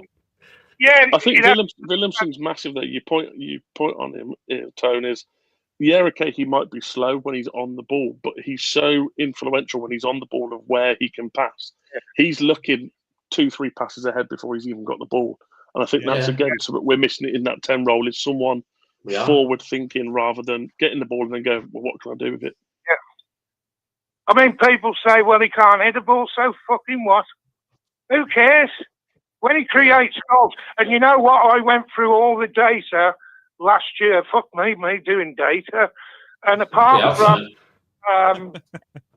from the kid who went to Huddersfield and one other, he's got more assists than any other Blues player. Got more assists than goals. So, I mean, that Dutch, I think, looks good when we get him fit. Yeah. And I think he'll be back after the international break. I mean, we've got such a squad. But on paper, yeah, definitely. Well, as far as I've just read up on our injuries, the only 2 players we should be missing after the international break are Laird and Buchanan. They're the only 2 players that are injured, so we should have pretty much a fully fit squad again. Come. He's got right back then, is it? I think he's like one. He's one that's like long term, isn't he? I think he's out till like February, March still. Well, I think Buchanan they're estimating like end of November, beginning December now. And Laird's around the same time, so it's kind of like Wright had a setback. I know I read something the other day that said Wright had a setback in his rehab that's put another like month or 2 on his recovery. That's a shame that is because he's. I think he'd do a decent job, Scott Wright. Oh yeah, he'd be great. I agree with the thinking as well because I was expecting it against Wrexham that Newman would have played right back because he's played there before. Yeah. Big lad, and he's pretty quick. But you know, we've got the players to cover, and maybe he's tucking out the team for a bit just to get him on the training pitch. You know, get him used to the lads and the English style of football because Germany's a bit slow in it and whatever. You know, and if you think of last season, it weren't till really this sort of time when we started kicking. Yeah, that's right. Yeah. And you look at the table. I mean, you've already mentioned it. I mean, I'm bored into repeating it, but no, it's all right, Tom. No, get it off your chest, mate. It's great, mate, that you do this, mate. There ain't a massive difference between the top and us. Yeah. No. Couple of wins and a couple of draws for them up top, and you know you get a lot of draws in this division, and you soon shoot up the table. Absolutely. I do think though by Christmas Coventry will be walking away if they keep playing like they are. They are going to be. I reckon if they carry on the way they are, I don't think Lampard will be staying. I reckon he'll be going to a Premier League team, mate. That's what they're touting, aren't they? Depends if they can keep hold of him. He's done a fantastic job, yes. That game at Coventry, we didn't lay a glove on them, did we? No. So you don't really know how you think they're better than us. I don't think that at all. They've got a good attack, but we never laid a glove on them. And we made it so easy for them, didn't we? Again, a big mistake again was playing Dykes up front there that day. I just think that's a mistake. I think I'll rate him as a sub coming on. I'm afraid that's probably it with him. But we've got to get the players fit, haven't we, and working together. There's no...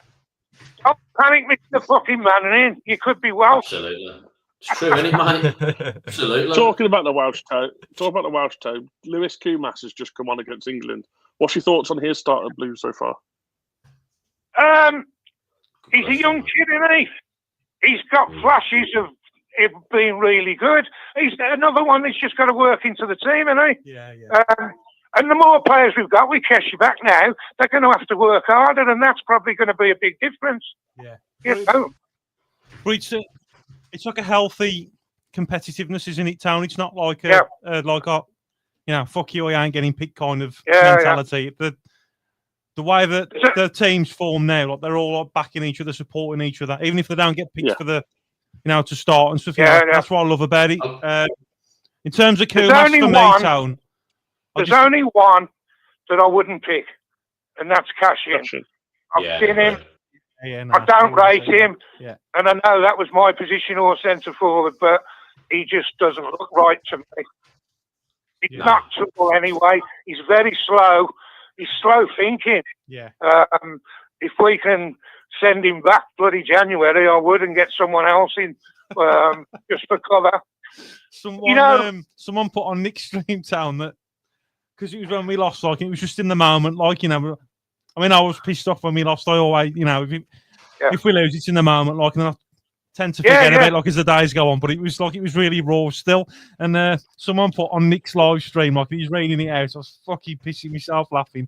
Oh no! Someone put that Cashin's fucking crap and all this, and it's like he runs funny and he's got rickets. Oh God, rickets! Bloody hell! He's just not. He's just not. He's no good, is he, mate? Well, saying that, he's just made too many mistakes that have cost us points at the end of the day. So he's not suited for football. I don't think. He might have done well at Derby, but they don't play the way we do. Yeah. So I'm not slashing him off as a footballer, but he looks awful in our type of football. And he just looks not clueless, but his confidence is absolutely shattered to me. But I'd rather have kept Bielik. All right. But I think the long term is Newman, and I think he'll play on the left in the end. You're not going to move Clara from the right side. We've sorted him out, but I'm hopeful. I haven't seen nothing majorly so fantastically better than us. I'm just watching Kumas now. Always just run out of pitch. He's Kumas special and run off the field. Something there with Kumas Town, but like I don't know what your thoughts are. But for me, I can see a player in there definitely. Yeah.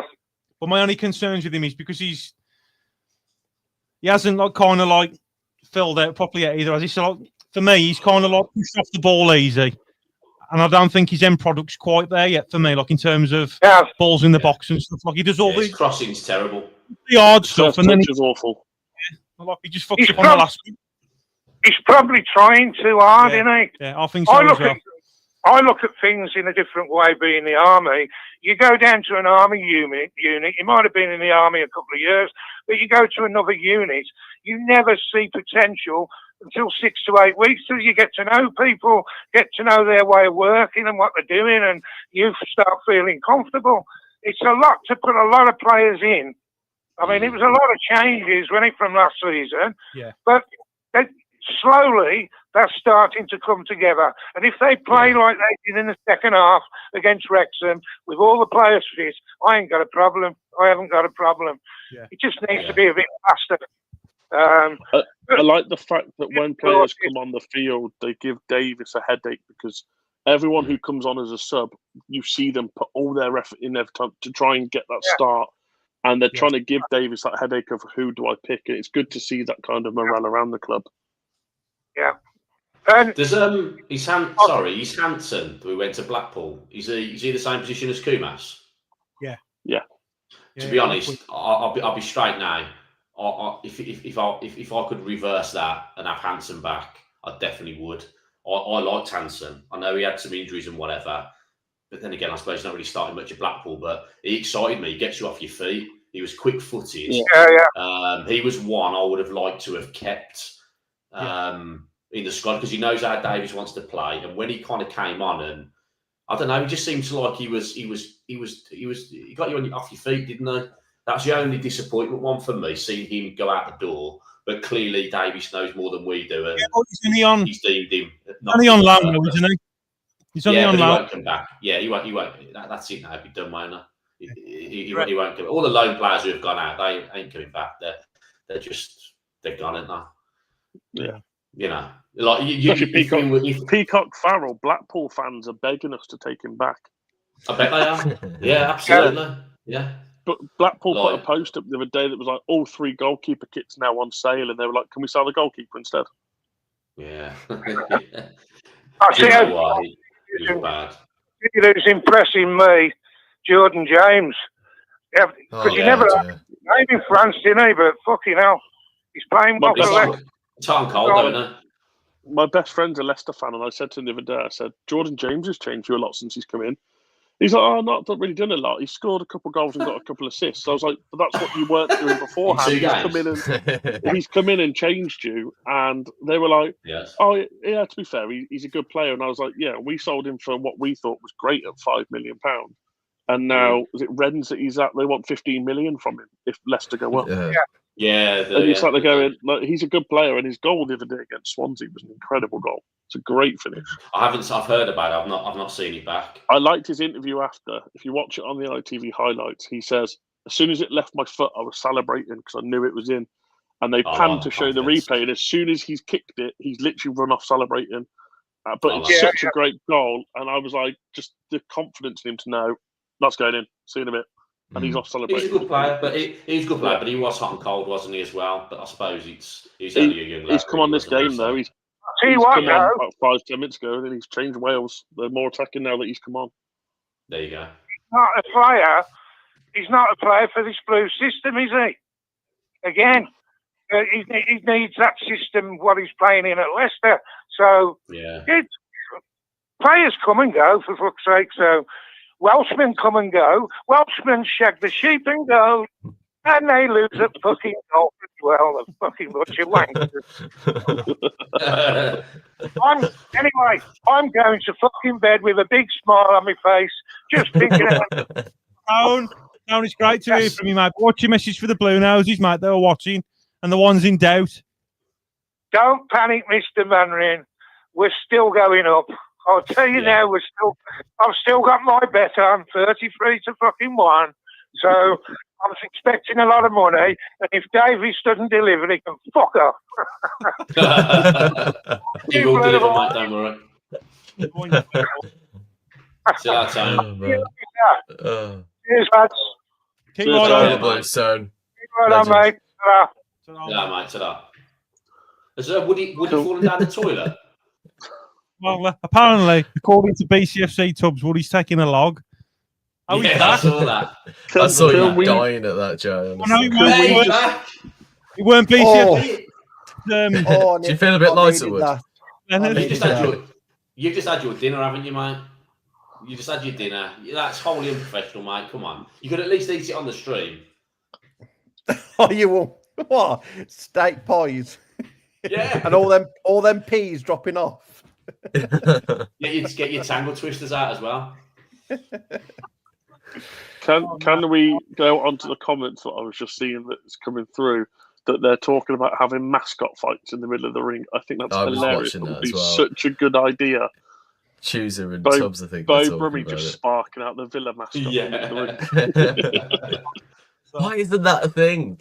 Why do you get some big inflatable gloves on them and just let them whack the hell out of each other? I went to, in Worcester the other week, they had the mascot races, which we got to go to, and it's literally all 92 leagues get to invite their mascot down, and they all do like sprinting races, high jump challenges and stuff. It's an absolute fucking right laugh. In Worcester? Was that at the race course or something? It was at Worcester the other week, yeah. But next year I think it's like Leeds or something like that. It changes every year where it is. But it's like beginning of the season, they get all the mascots together and they do a big challenge. It's all for charity and stuff like that. So it was a really good day out, but it was in Worcester this year. What you want is a Harry Hill kind of approach. There's only one way to find out. Oh, good old Harry Hill. I love that show. Yeah, it was good. He was, man. With his big, massive collar. Yeah.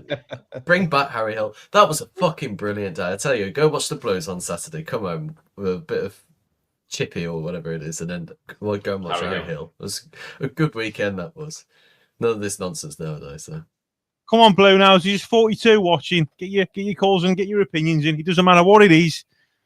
Don't be nervous calling in. Like I said, I'll get nervous doing this. So come on, get your calls in. Speak to the boys and have a vent if you. You're nervous, Jay. Don't be nervous, mate. You'll be all right. I'm always nervous, mate. I'm going to have to go and drop a log like wood. No, you've had 2 Stellas, mate. You should be flying. I'm flying, son. I'm always flying. Get the espresso in, mate. I was flying down Exeter as well, weren't I, Woody? 19 deep. 19. Yeah. What how much that was. I might have got on my jack. My dad weren't happy, mate. He bollocked me. Just fancy going all the way down there with him and falling asleep. On the way out. Disgrace, mate. Well, mate. Terrible. Jay, you had proper issues, man. You were playing Where's Wally at half time. You kept wandering off. And everyone was saying, well, where's he gone? I was like, I ain't got a clue where he's gone. And I just see you in the distance, like with all like randoms, like you're the Messiah, or what you photo. Yeah. Was that the Big Jesus? Was that the time game, Woody, where we saw Peter Lee? Oh no, Peter Lee Fork. What's his other Stroud? That's in Nathan Stroud. He was dressed up like a Russian. He was, weren't he? Yeah, he looked the bollocks out, didn't he? Oh yeah, you wouldn't miss him. Yeah, he was class, weren't he? Yes, quiz is on tonight, and we got a giveaway as well. We'll do that soon. Have you got the league table, mate? Cochrane's you're going to do the league table. Cochrane's lack of pace has become a feature of how teams set up against. We can't keep relying on Damari Gray, bombing back to insulate him at cost of pace on the transition. Rick, answer that one I first. agree. Yeah. I don't think he's transitioned that well to a championship, Cochrane. I really like Cochrane as well. He was such a fantastic player for us last season, but he looks out of his depth for me. I think we need to look at that in the winter window, see how the next transfer games go, and see what happens with that. Hello, Jamie, my boy. Hey, it's Dad. Yes, Dad. Yay! In blue, senior. Dad. Where's the Woodstar. I'm here. He just went off for 10 minutes, have his tea. No, we heard he had a break, Dad, to drop a log. I was going to say, I think you got myself. That's the rumour. I reckon you've gone for something anyway. I don't know what it was. What's your thoughts then, Dad, with Blues? Because we have a good conversation, don't we? I don't know. I'm not worried, mate. I think we'll do all right. It's like your callers have been saying. I think it's just getting it all together, getting the players used to each other, you know. And it takes time, doesn't it? You know. Yeah. You know what I mean? Are you concerned about anything, Dad, or you no. Trust the process? Yeah, I trust the process. Yeah, definitely. You've got to believe sometimes, haven't you? Yeah. You know what I mean? What are we thinking about people saying about Davies out? I mean, how ridiculous is that? What a load of bollocks. Yeah, it's pathetic. Yeah. Everybody's got their own opinions, mate, and they're entitled to their opinions, as long as it's not abusive or whatever. But, you know, I can't... You don't get nothing from keep changing your manager every 2 minutes. We've got a good manager in there. I remember when he came down, we had a. It was I think it's the only one he's been to. We had a 𝒂𝒄𝒆 thing before the season started when he first took over, or last season started before last season started. And I tell you what, I mean, I'd never heard of the bloke. I've probably told you all before, but he came to this meeting and he spoke so well, and you know the things he was saying. As soon as I drove home after, and I thought, fucking hell, he's going to do really well for us, and I still believe he will. I still believe he will. I'm in the Davies camp, I'll be honest. Yeah, I'm there. If it wasn't for individual errors, we'd be sitting. I mean, people are fixated on the league, but we'd be sitting in second. If it weren't for the silly mistakes that have been made, we'd have been looking a lot better. But any talk of him getting sacked and whatever is just absurd. It really is. That ain't going to happen. Is it? Nah, good. No way. Absolutely not. Not a chance. I'd be good if it happened. To be honest, at the moment, you don't get managed every 2 minutes. Which, you know, what would you do if they got rid of him? Would they turn down one of these has-beens that's been here, there, and everywhere again, who's got sacked from club to club? I know. Yeah. You want a good young manager who's learning his trade. You know, he's still learning. He's got loads to learn yet. Yeah. You know, he's made a few mistakes, but he's made some good decisions as well. I think he'll come good. I think he's, you know, I think he'll do the job for us. I really do. We're not gonna. I can't say we ain't gonna get promoted this season. I think it'd probably be a disaster if we did, if I'm honest. Yeah, I think so as well. You know what I mean? I think it's you've got to sort of build up to it. You know, maybe sort of top half finish this year, and then push on next year and the year after. Maybe, I don't know. But Dad, I ain't disappointed at the moment. I think we're doing all right. Dad, I got a question for you because I know that we talk a lot on the phone and stuff on that. And like your lot history and background with Blues and that. I mean, you've been everywhere over the years, and you've seen it all the joys and sorrows. I speak about it a lot, like doing the podcast and stuff like that. Probably not the many joys, but probably a lot of sorrows. Yeah, but I gauge off you, down are you? And we have a good conversation. But like in terms of where Blues on now, with the likes of Tom Wagner, the Chris Davies, the board, the reset that we've had. Like, what's it feel like now for you with where the club is now compared to what we've had? And it probably feels the same as everybody else my age who's been through and seen shit. You know, we've been out of night matches when there's been 4,500 there, and that. You know, it's been shit. Yeah. You know, you can sit on the concrete terracing with no one anywhere near you. You know, it's a completely different ball game, mate. You know, it's really positive. I can't be negative the way they are at the moment. Yeah. You know, I can only be positive. And I know Tommy Wagner's in it for, you know, it ain't just about Blues. It's obviously a financial thing as well with the sports club. There's more to it than that. It ain't just Blues. Yeah, he's obviously going to make money out of it, definitely. But like, well, of course, he's a money man. You in know, terms that's of what he's he doing is. now, That's what he is. it's brilliant now. But, isn't it? Like, But you know, there is positives there. It's never been more positive down there, has it? nah. You know, you've only got to look at the crowds, mate. You know, you're getting so out crowd, mate. You're getting that. You went like that for years. Well, you know, since you was in the Premier or whatever. Yeah.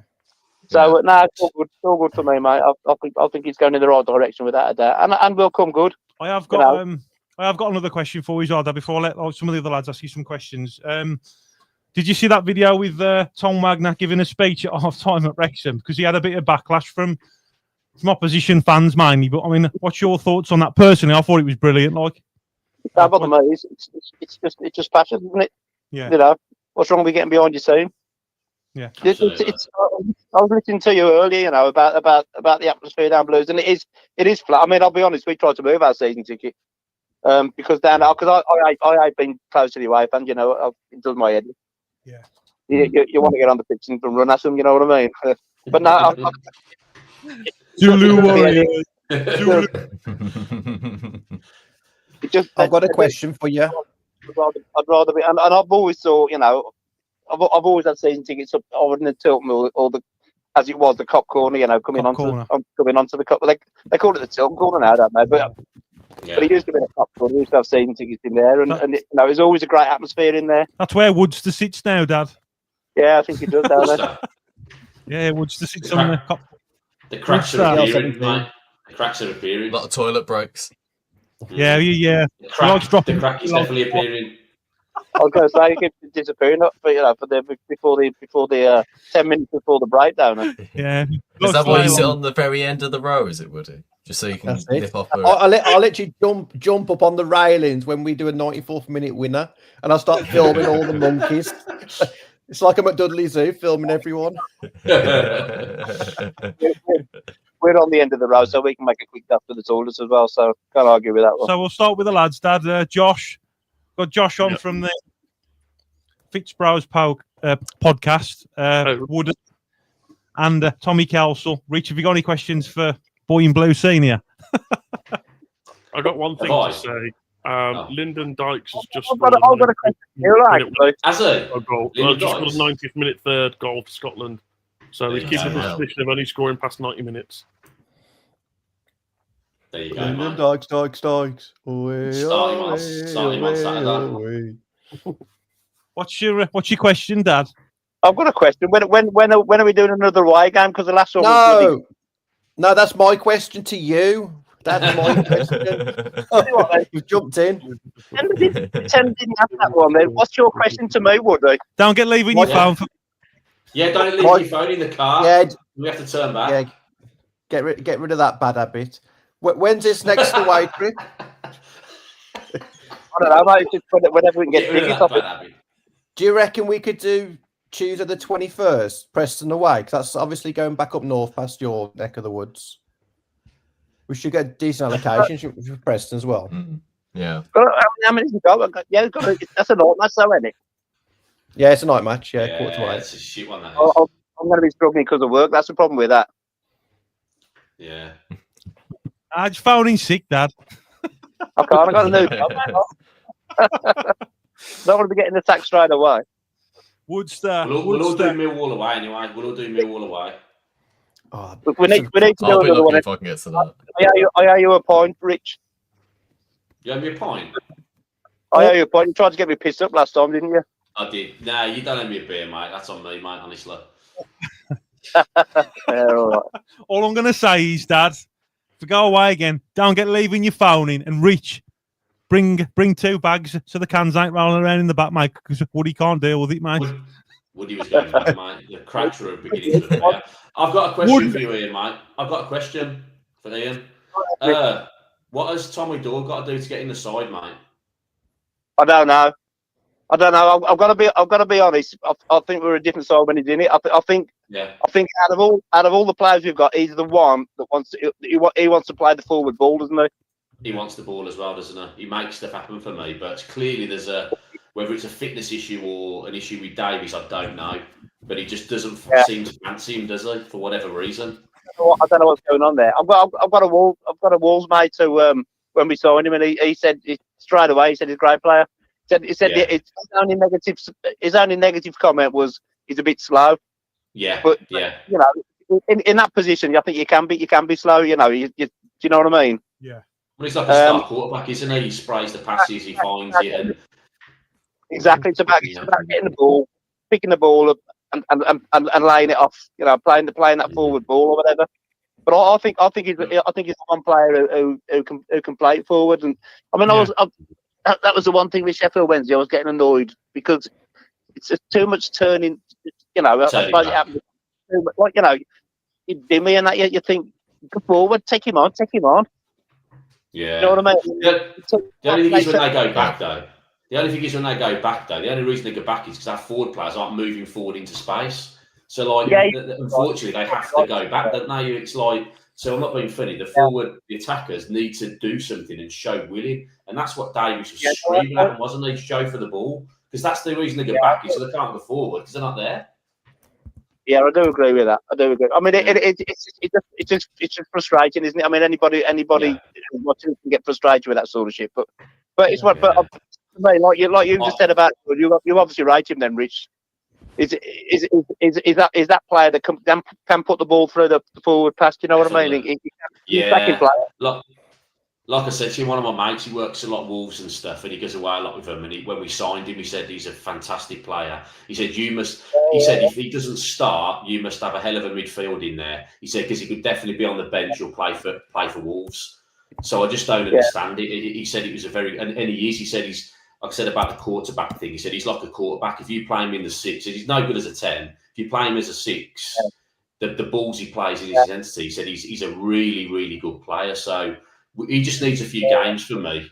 You know, that's why obviously Davies sees it in a different way. Maybe there is an issue there with the fitness, and that needs to kind of be brought up. But if you're getting him on loan from Wolves, and there's a deal in place to buy him if we get promoted, you've got to be playing him because he's going to be on big money. He'll be on a decent. We'll be paying him a lot of money. But I do rate him. Yeah. Just quickly, Dad, Big Town says hello and sends his love. All right, Big Town, how you doing? You know Big Town from Shrewsbury when he comes to Shrewsbury with you? I've just listened to him for about three-quarters of an hour ago. Class, isn't he? All right. All right, Town. Look after yourself and sort them Welsh people out, mate.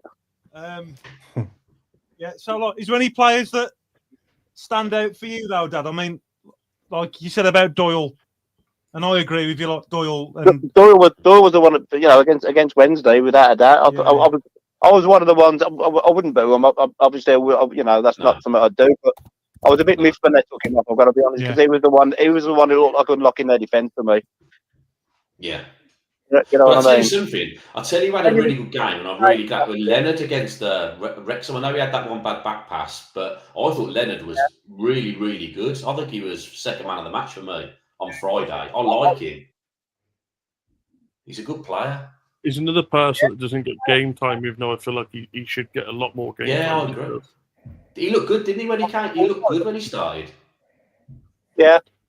No, I think he's a decent player, Leonard. Yeah.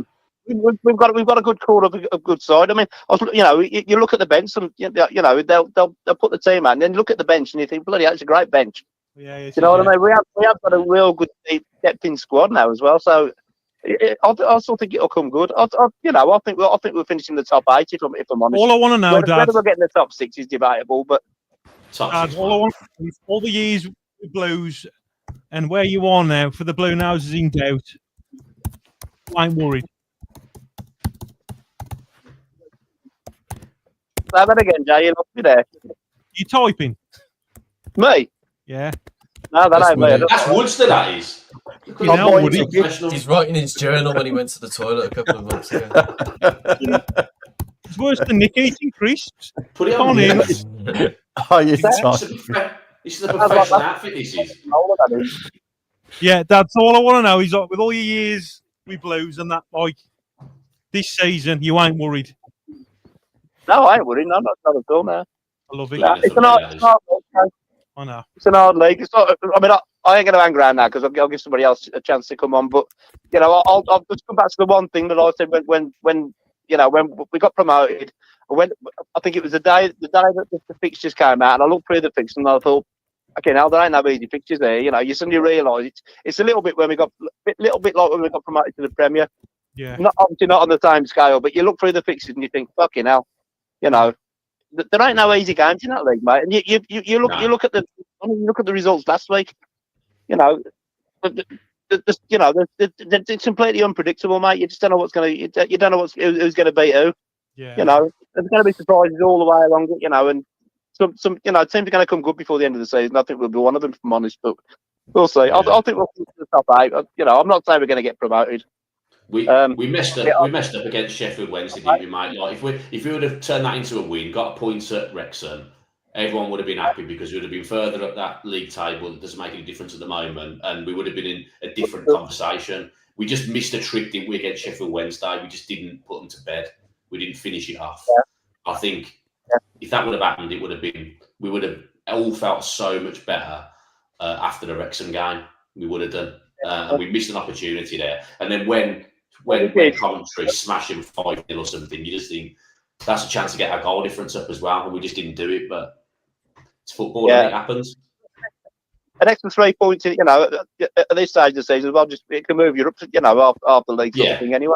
Of course, I think we're doing all right. I think we're doing all right. No. Listen, I'll leave you all to it then. I'll let somebody else have a say. Dad, just quickly, thanks for calling in, Dad. All right, mate. I love you as well. It's nice to hear you. And it's nice to see you one day, actually. You know what I mean? And now we spoke on the phone as well earlier.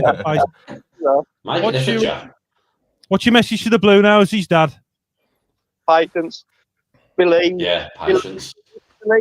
Believe in the club, mate. Not just Dave. It's the old club. You know what I mean? Yeah. It's going in the right way. It's going in the right way. We'll be all right. I love it, Dad. Just believe. Keep right on. Believe. Yeah, keep right on as well. Shit on the Villa. All the boys, mate. I'll see you all at the next away game, hopefully. Yeah. In the not so distant future. Yeah, definitely. Dad. Just don't get leaving your phone, and make sure you bring another bag for the beer so they don't roll in Woody's boot. Yeah, I'll bring 2 cool bags. He don't like it. I'm actually. Hall is it next, so might see you down there. Because Woody's got this thing where he goes AWOL and he starts driving through edges and stuff and all that. That was Emu's customer. Emu's customer as well. That's proper GTA, wasn't it? That you was like, like you're saying like you can't get down here. That was what I said to you. I said, mate, that's a dead end. You can't get there. I can. Bang, straight through this like hedge, and he parked right outside. I was like, wow. It's a good brand for. It's a good brand awareness for Glow Creations, that is, isn't it? Absolutely, yeah, definitely. Most people look at a sat nav and think, you know, they'll just follow the instructions. But Woody looks at it; it's like a challenge. He's got to beat the sat nav. You know what I mean? Of course, yes, mate. Yeah. It was like a gap about that big as well. It's about that big, wasn't it? The gap. I can't believe you went for it. I can't believe you went for it, mate. Jesus Christ. No, I can't believe. Putting the biggest bloke in the middle. There was that about. Then we had my knees were past my ears. Richell's got his straight with his legs crossed. Scrolled out in the corner. I can't sit in the middle, lads. I'll get car sick. No, I said I can't. I said my back will go, man. I can't do it. See, I'm Stick with the boat instead. I wouldn't know that much. That was a great away day, wasn't it? Yeah, it was brilliant. It was great. It was brilliant. It was We great. had everything, didn't we? We had everything. Anyway, You took over the pubs. I'll let you all get on. Let somebody else have a say. But it's been good talking to you all. And you, Dad. Keep right on. Okay. Yeah, keep right on. Yeah. Up the Blues, Dad. Ta-da. Up the Blues, mate. Ta-da. Keep right on. Keep right on. Ta-da, mate. Ta-ra. Jay, talk to me. When is this next away day? I need to look at my shift router, mate. Preston would be good because that's where I'm up by Preston. It's easier to get to. Jack goes to uni at Preston too. Yeah, I can't make that game, Preston game. Gutted because they'll give us a massive allocation as well. Yeah, We've got time for one more call. Come on, Blue Nosies. 47 watching. Get your thoughts, get your opinions in. Come on. Very cautious because no one's really spoke about him. What is everyone's opinions on Jack Robinson? Would he? Too little to judge, I reckon, for me. Would he? Woodstaff. Oh, now, Mate, can everyone else try and get a chance to speak in Woody? It's always you, mate. Me. I know. I've seen in the comments. Like, I'm having a bit of hate tonight. Mate, I don't care, mate. I love you, mate. So, do you know what I mean? Fuck them all, mate. What's your thoughts? What's your thoughts on Jack Robinson, mate?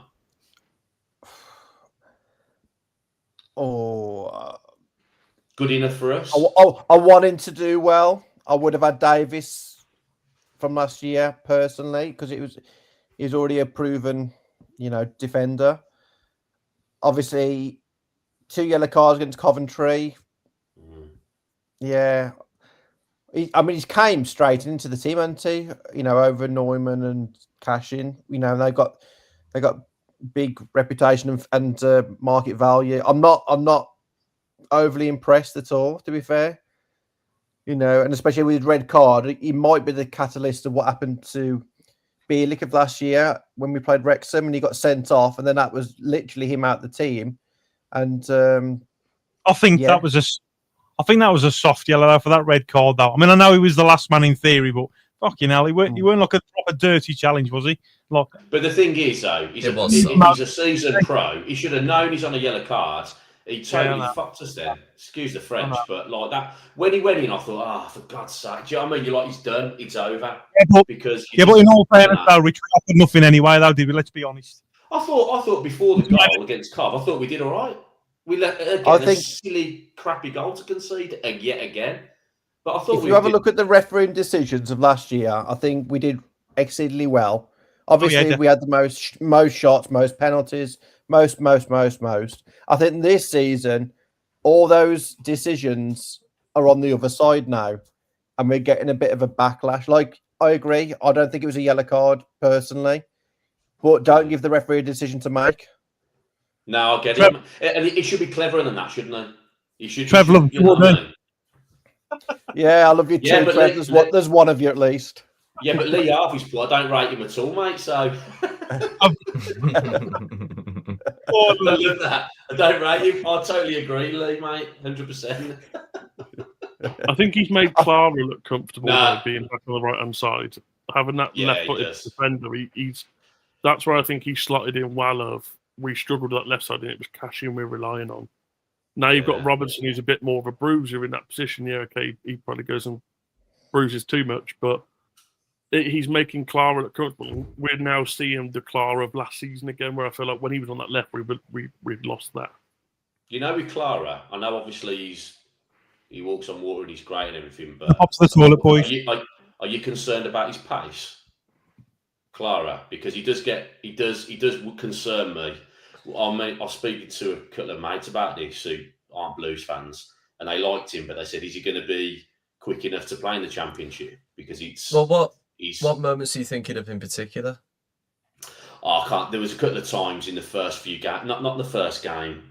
Was it I can't think, mate. To be honest with you, there's a couple of times where he looked a bit off the pace. Only a couple of times, and then he kind of stepped back a bit, and then he wasn't. But when it's like a one-on-one, that's when he normally pushes them and does all this, that gives fouls away and stuff, doesn't he?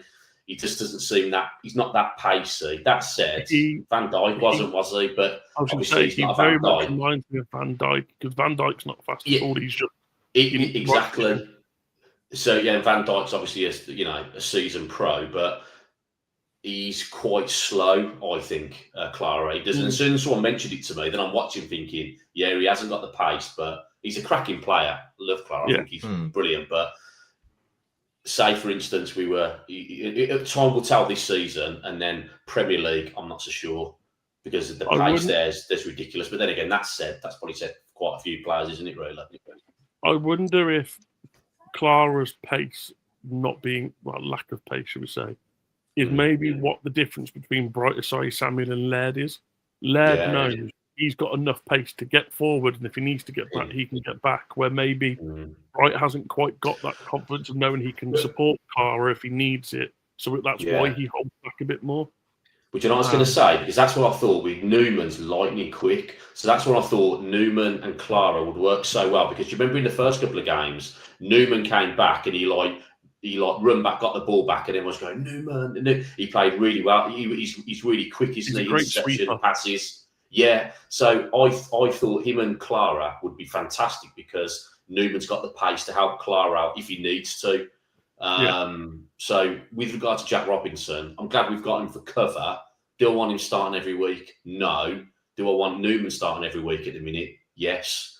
But obviously, that's only my opinion. But I think Newman, we need to get him back into the side as quickly as possible because I don't want him outcast because I think he's too good. I mean, I think the first game he was at the Nottingham Forest game. A Liverpool fan that I know was there. I was chatting to him. He said, "Fucking hell, he's like a Rolls Royce." He said, "Who's that centre back you got?" And like he's definitely got the ability to do it.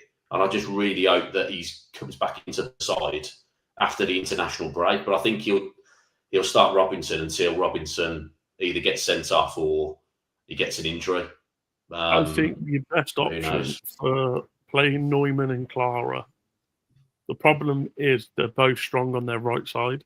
So unless Neumann has that versatility of going on the left, which I don't think he does, I think your only option is Robinson on the left, Clara in the middle, and Neumann on the right.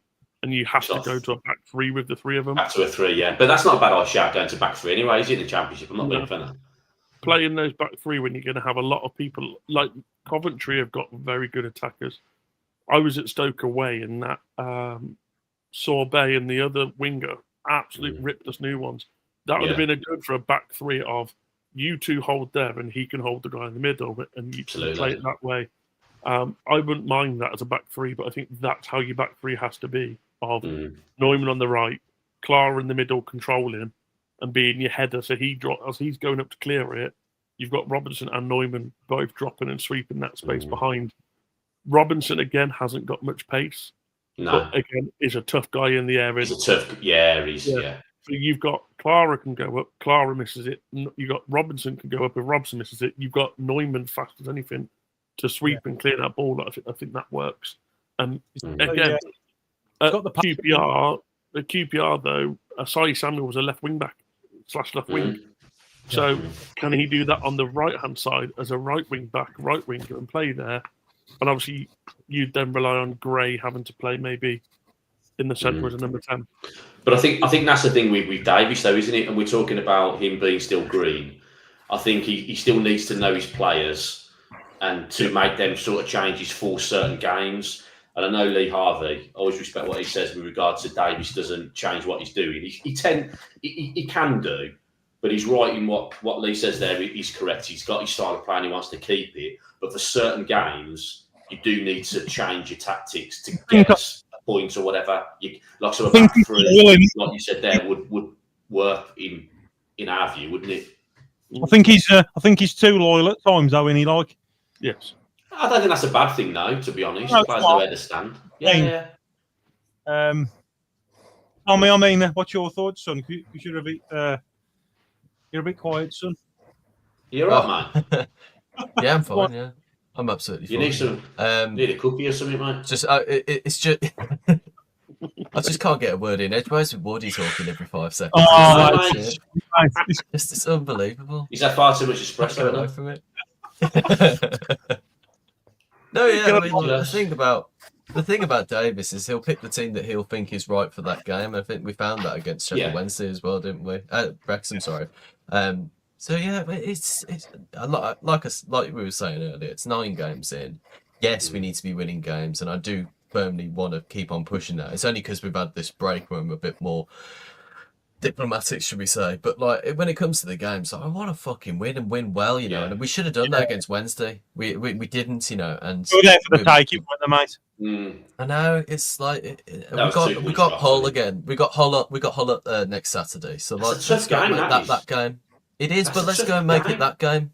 Yeah, absolutely. I agree. We need to start. The season starts now. We've got to forget what's happened.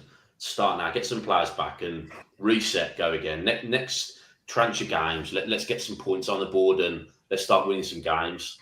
The thing that worries me with Hull is if you look at Hull's last couple of games, their goals are coming down that left-hand side. They're crossing the ball in, and Ollie McBurney scoring headers and stuff. He's been class, hasn't he? It worries me that they are going to we're not going to line up correct to like defend against that. Yeah, I mean, I will say actually, but with I've got like I said earlier, I've signed up for this Premier League app, so you can go back and watch all the old highlights of all the games we had in the Premier League. And I think it's Burnley. It's the last home game of the season where we finished 9th in the Premier League, and they're saying that we have the best home record in the league by Man United, I think, in terms of defending, and then in terms of attacking, like Burnley, who got relegated, scored about 38 goals, and then we'd scored about 36, and we finished 9th. So we've never been like the strongest in terms of like getting goals, and yet we always seem to have a really strong defense. So teams seem to adopt certain like styles of play throughout just their general history, I suppose. But Blues have kind of always been a bit like that, really. We've never really been like week in, week out getting absolutely hammered. Like we might get beat 8-0 by Bournemouth one week and then draw 0-0 with Wolves the next week. You know, it's like it's a weird sort of thing that we find ourselves in. We've never been like blowing teams away, or we've also never been like hammered as well. But that's the thing, like in the Premier League, we always went down, not as a damn squid like you see some of these teams set adrift. We were always fighting to the last game of the season. Like we never were cut adrift, were we, lads? We were always in with the fight. So we were, you know, we went down a goal difference one year, didn't we? I think. I remember beating Blackburn 4-1 on the last game of the season, and it was we needed to win by 3 goals to stay up, and we relied on another game. I think it might have been Bolton or something losing by a goal. And it was 1-0, and I remember them scoring at like the 88th minute or something like that, and that sent us down, but our game had finished. And it's like you sit there and you wonder that. I said, but so I was like, I wonder if that's the curse that they put on the stadium, that any player can't score. It's only Blues. That like, fuck, it's like, you know. Barry Fry saw the gypsy curse, so did he piss in the corner flag or something? Like that. Yeah. Barry Fry's supposed to have sorted it, yeah. He took a piss, didn't he, in like all the 4 ends of the 4 parts of the ground. True story. It couldn't be that we were just a bit crap, wouldn't it? You know, it's it's because we got the gypsy's curse, and because he's had a piss in each corner. Yeah, that's going to sort it. Yeah. I went for the stadium tour the first year that OSC's come in. We got the chance to go with Redditch Blues to go and have one. And we were talking to Malcolm, the guy that does all the stadium tours, and he's a lot of knowledge he gives you. And he was telling us about that, and we were stood in the Tilton. He's a good guy. Just after the stand-up, but we're stood in the Tilton, and he's like, "Does anyone know what happened with the gypsy curse?" And we're like, "No." He's like, "All the players were on the field, all the staff were in, and Barry Fry got told that he needed to piss in every corner, to be able to break the curse, and he just walked off and pissed in every corner." He's like, "Right, the curse is broken now." He's like, someone broke their leg at St Andrews, and it was like, "Right, the curse hasn't been lifted then." Yeah, exactly. It's a really good tour. That chap, I think you're referring to, he did a stadium tour for me back in the day. I think he's the same bloke, and he's brilliant, isn't he? He's really, really interesting. He's been there for like 20 odd years when we. It's the same gentleman. Really, really good bloke, and he knows his stuff as well. A lot of good stories and interesting to know. So lads, we're gonna start the quiz shortly. We need a minimum of 10 people to join. So if the quiz is corrupt, like it's been fucking rigged the last few weeks, but that's no fault of our own, lads. We've all tried, haven't we? You know, we might have got a couple of things wrong, but we've tried. We do our best, man. Exactly, mate. Get me to be quizmaster. So if the quiz is rigged, blame Josh's brother Kieran. All right. I thought you were going to blame me then. I was like, I ain't done it. I'm blame Josh. Woodster, you got to be quizmaster, mate. You're the original quizmaster. So what I'm going to do, guys, is I'm going to put the game pin in on the chat. I'm going to do the giveaway now. So you have to download the app Kahoot. It's free. It's all free. Even if you don't make the quiz on the screen, you can still take part and answer it at home as well if you're watching. The game pin is in the chat now. And then I'm just going to do this giveaway for you guys now. So you got the chance to win either 2 different types of T-shirts from the documentary that I did with the Small Heath Church, the Holy Trinity Church, or you can have a Boy in Blue hoodie. Tommy, you've had one of those, haven't you? Good quality stuff, man. Where's my hoodie, man? So we got that's 19. That's the one that get rid of. We got 19 entries. We got 19 entries, so we're going to read them all out. We got Alan. Mine there. John Gale, reverse wing over. He's picked Dougarry, Trevor Johnson, Paul Devlin, Emza or Miza, Stan Lazarini, Sadie, Robbie Savage, User Hatton, Bob Hatton, Block 39, Z1U, Trevor Francis, Richel, aka the Messiah, Ollie Burke. Wow, you got a lot of famous people here.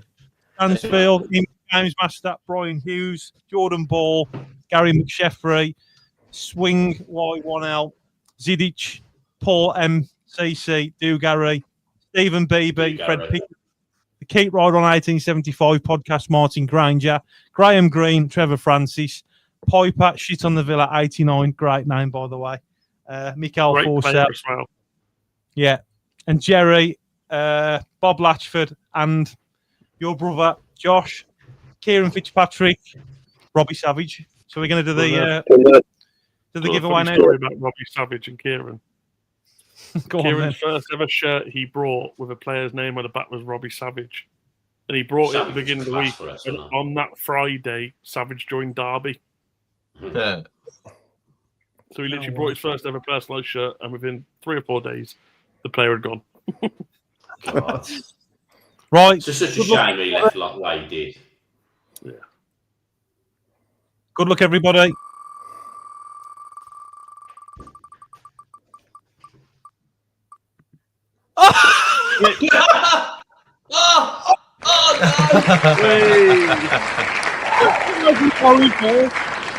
Thought I'd won it as well. Sit down. Are you sure?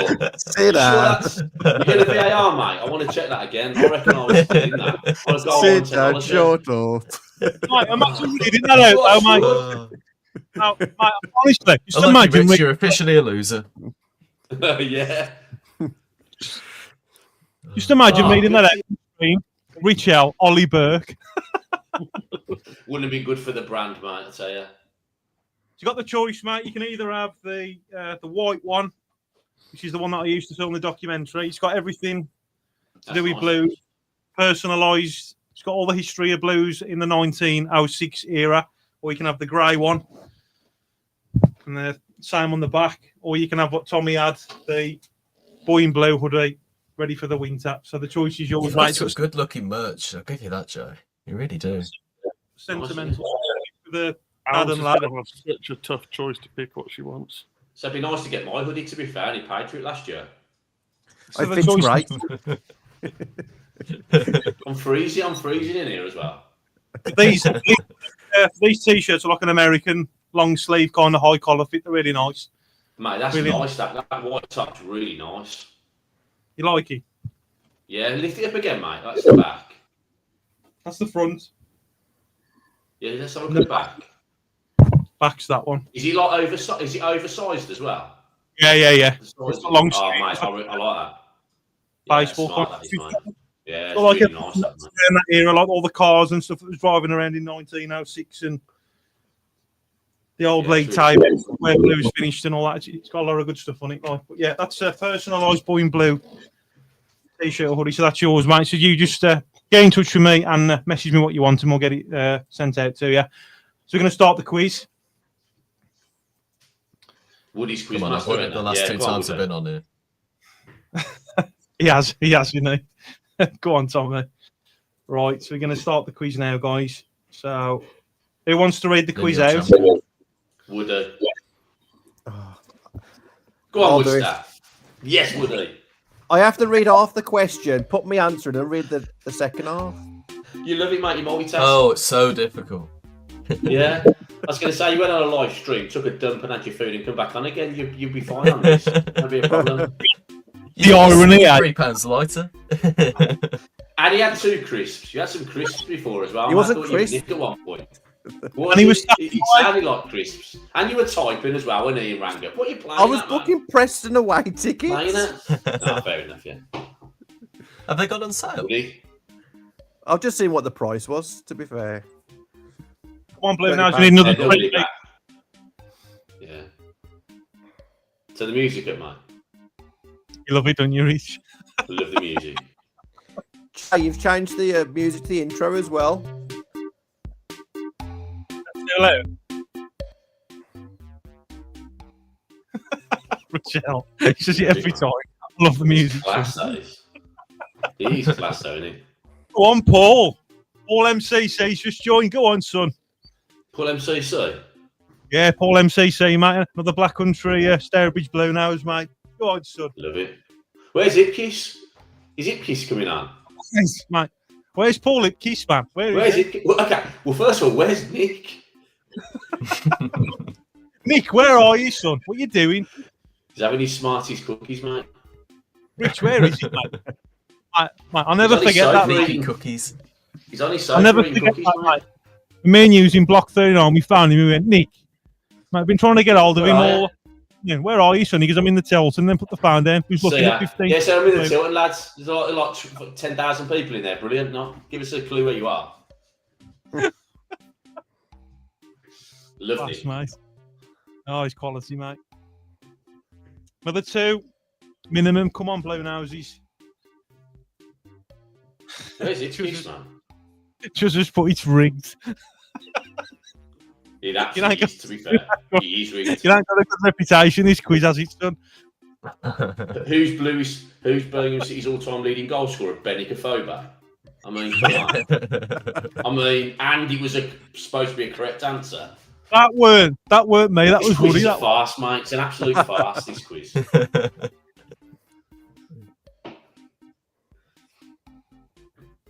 weren't me, son. Pepper in his back now. Got 8 people in so far. Come on, Blue Noses. It's been a You want 4,000 subscribers yet, mate? Or have people left again? Well, mate, honestly, mate, I was heartbroken. So what it was, is I was dying right in bed. Mate, I was dying in bed, mate, for 4 days. I hadn't posted any videos. And I lost 16 subscribers, son. Mate, where's the love? Not only was I dying, people were leaving me, son. I was heartbroken. I was messaging you, mate. I was trying to get your scooter. Now, the passion side of it, like, you know, for the fucking Blue Noses, mate, and they were all unsubbing. I'm subscribing, mate, going to all the other Blues channels. That's it, son. This is my last one tonight. I'm moving, mate. I'm gone. Can't compete now, can we, mate? Nah. We're a spent force, mate. Oh, they reckon Tommy's going to win. Tommy's going to win. Yeah, my money's on Tommy, to be fair. Unless ipkiss comes in, ipkiss will give you room for your money. Yeah, he knows his stuff. I got him.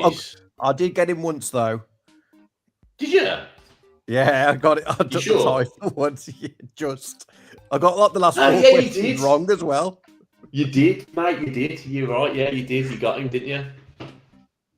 I think he was having an off day though, wasn't he? I think, or he probably missed the first few questions. He came to the quiz late. Susan's just laughing. I love it, Susan. ipkiss wants to enter. Bakuna is messaging me asking if he can join. Come on, fucking hell. 34 you're watching. Come on, it's free. It's a bit of fun. Come on. Need another 2 people at least. Download Kahoot on your phone. Where are you?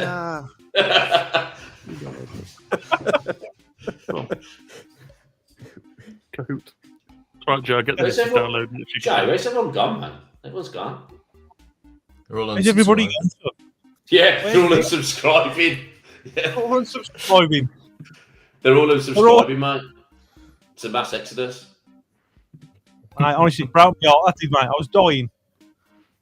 And they were just unsubscribed. I'm sorry, mate. And then you're crying in your bed like you lost subscribers. When you reach a threshold, mate. I never dreamed I'd get 4,000 subscribers. You know, when you hit it, mate. Honestly, it's like when the sync keep right on, mate. All the hairs on your back of your neck stand up and everything, and that. And I hit it, and I was like, "Fucking hell, can't believe it." Then I'm dying in bed, and then it goes below 4,000, and then it goes past 4,000, and below 4,000. Mate, honestly, my heart can't take it, mate. He's gonna finish me off. What's it on now, mate? You on over 4 now? No, we're just on 4. It might change tonight. Jay, do you want to know what the worst thing was? It was born to be Blues that give you your 4,000 subscriber. I went on and went, oh, don't follow. I'll do that. There you go, mate. Fair play, mate. Tommy, will you do us a favour, mate? Will you just make some calls and get him to 400, 4,100. Because last time you got him about 25 in about 5 minutes. I You know, make some yeah. calls. Make some calls. Unless man. they've all unsubscribed because I haven't put Yeah, the payment through. Yeah. No, it's a free one, isn't it? It's not the membership. It's just the subscription button, isn't it? No, you're at 4K, Joe. I'll type for someone typing out. Come on, Tubbs, found you. Mate. Where's Rory, man? Where's Rose? Is Rory on there? Rory, where are you? There, where's Rory? Where's Nick? Sadie, join the quiz. Sadie's Jim, back. Guess who's back? I had too many points at a funeral this afternoon and fell asleep. I'm back. She's back. Come on, get on the quiz side then. Come on. Join the quiz, Sadie. On the quiz, man. I've been on the beers as well. I'm 4 deep tonight. Get the Stellas in you, man. Mate, I've still got them beers left from Blackburn away, son. Man, I gave you loads of them beers, mate. You must have had about 50 beers left over. We bought loads, didn't we? Fridge is packed, mate. Absolutely packed out, mate. The boy in blue fridge, mate. It's fucking. Oh, Mrs. Clara. 8069. Yeah, she's in. Josh, have you joined the quiz? More. Yeah, I'm getting the misses on it, mate. Go on. What was England score in the end? Was that 3-0? 3-0, yeah. Hey. There you go. Start the quiz. If Ready? she beats me now, I'm going to be very depressed. Austria 10-0 against San Marino. Woody, you ready? Your presentation voice. Oh, Woody. Question 1 of 15. How many games did Blues go unbeaten in Europe without losing a single match in normal time? Have I misunderstood the question? Yeah, What's how that many mean? games did Blues go unbeaten in Europe? 12, 14, 16, or 18. 12, 14, 16, 18. I quite get that one. 18. And none of you No got one it got right. it. Congratulations. No, well done. We all know the Blues It's a very hard well. question. Yeah. Well done, Like- Blue Roses. Question 2. Who did Birmingham City defeat to win their first major trophy, the 1963 League Cup? Was it Arsenal, Aston Villa, Norwich City, or Sheffield Wednesday?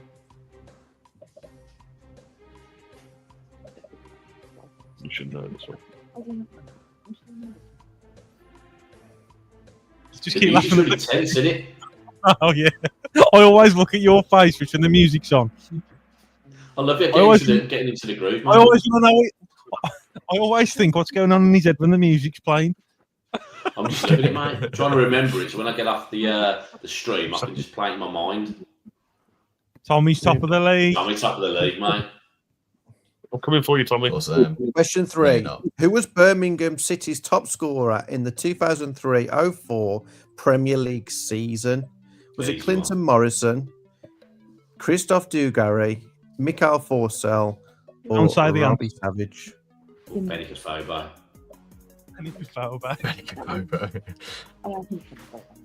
If you're going to say anything, Rich, it's always 𝒂𝒄𝒄𝒆𝒄, okay? Always. Always, mate. Don't forget so. Mikel. He was class, mate. He was. Well done to the 8 of you. My favourite Blues player, mate, with Robbie Savage. He was fucking brilliant. Question 4. Karen Brady became Birmingham City's managing director at what age? Was she 21, 23, 25, or 27? Karen Brady became Birmingham City's managing director at what age? Sylvan Banks Blake. Trevor in the comments has put in 24. She was actually 23. That's mad, isn't it? Wow. Oh, Tommy! Tommy! Come on, baby. Come on. Shut the fuck up. Mate, I tell you.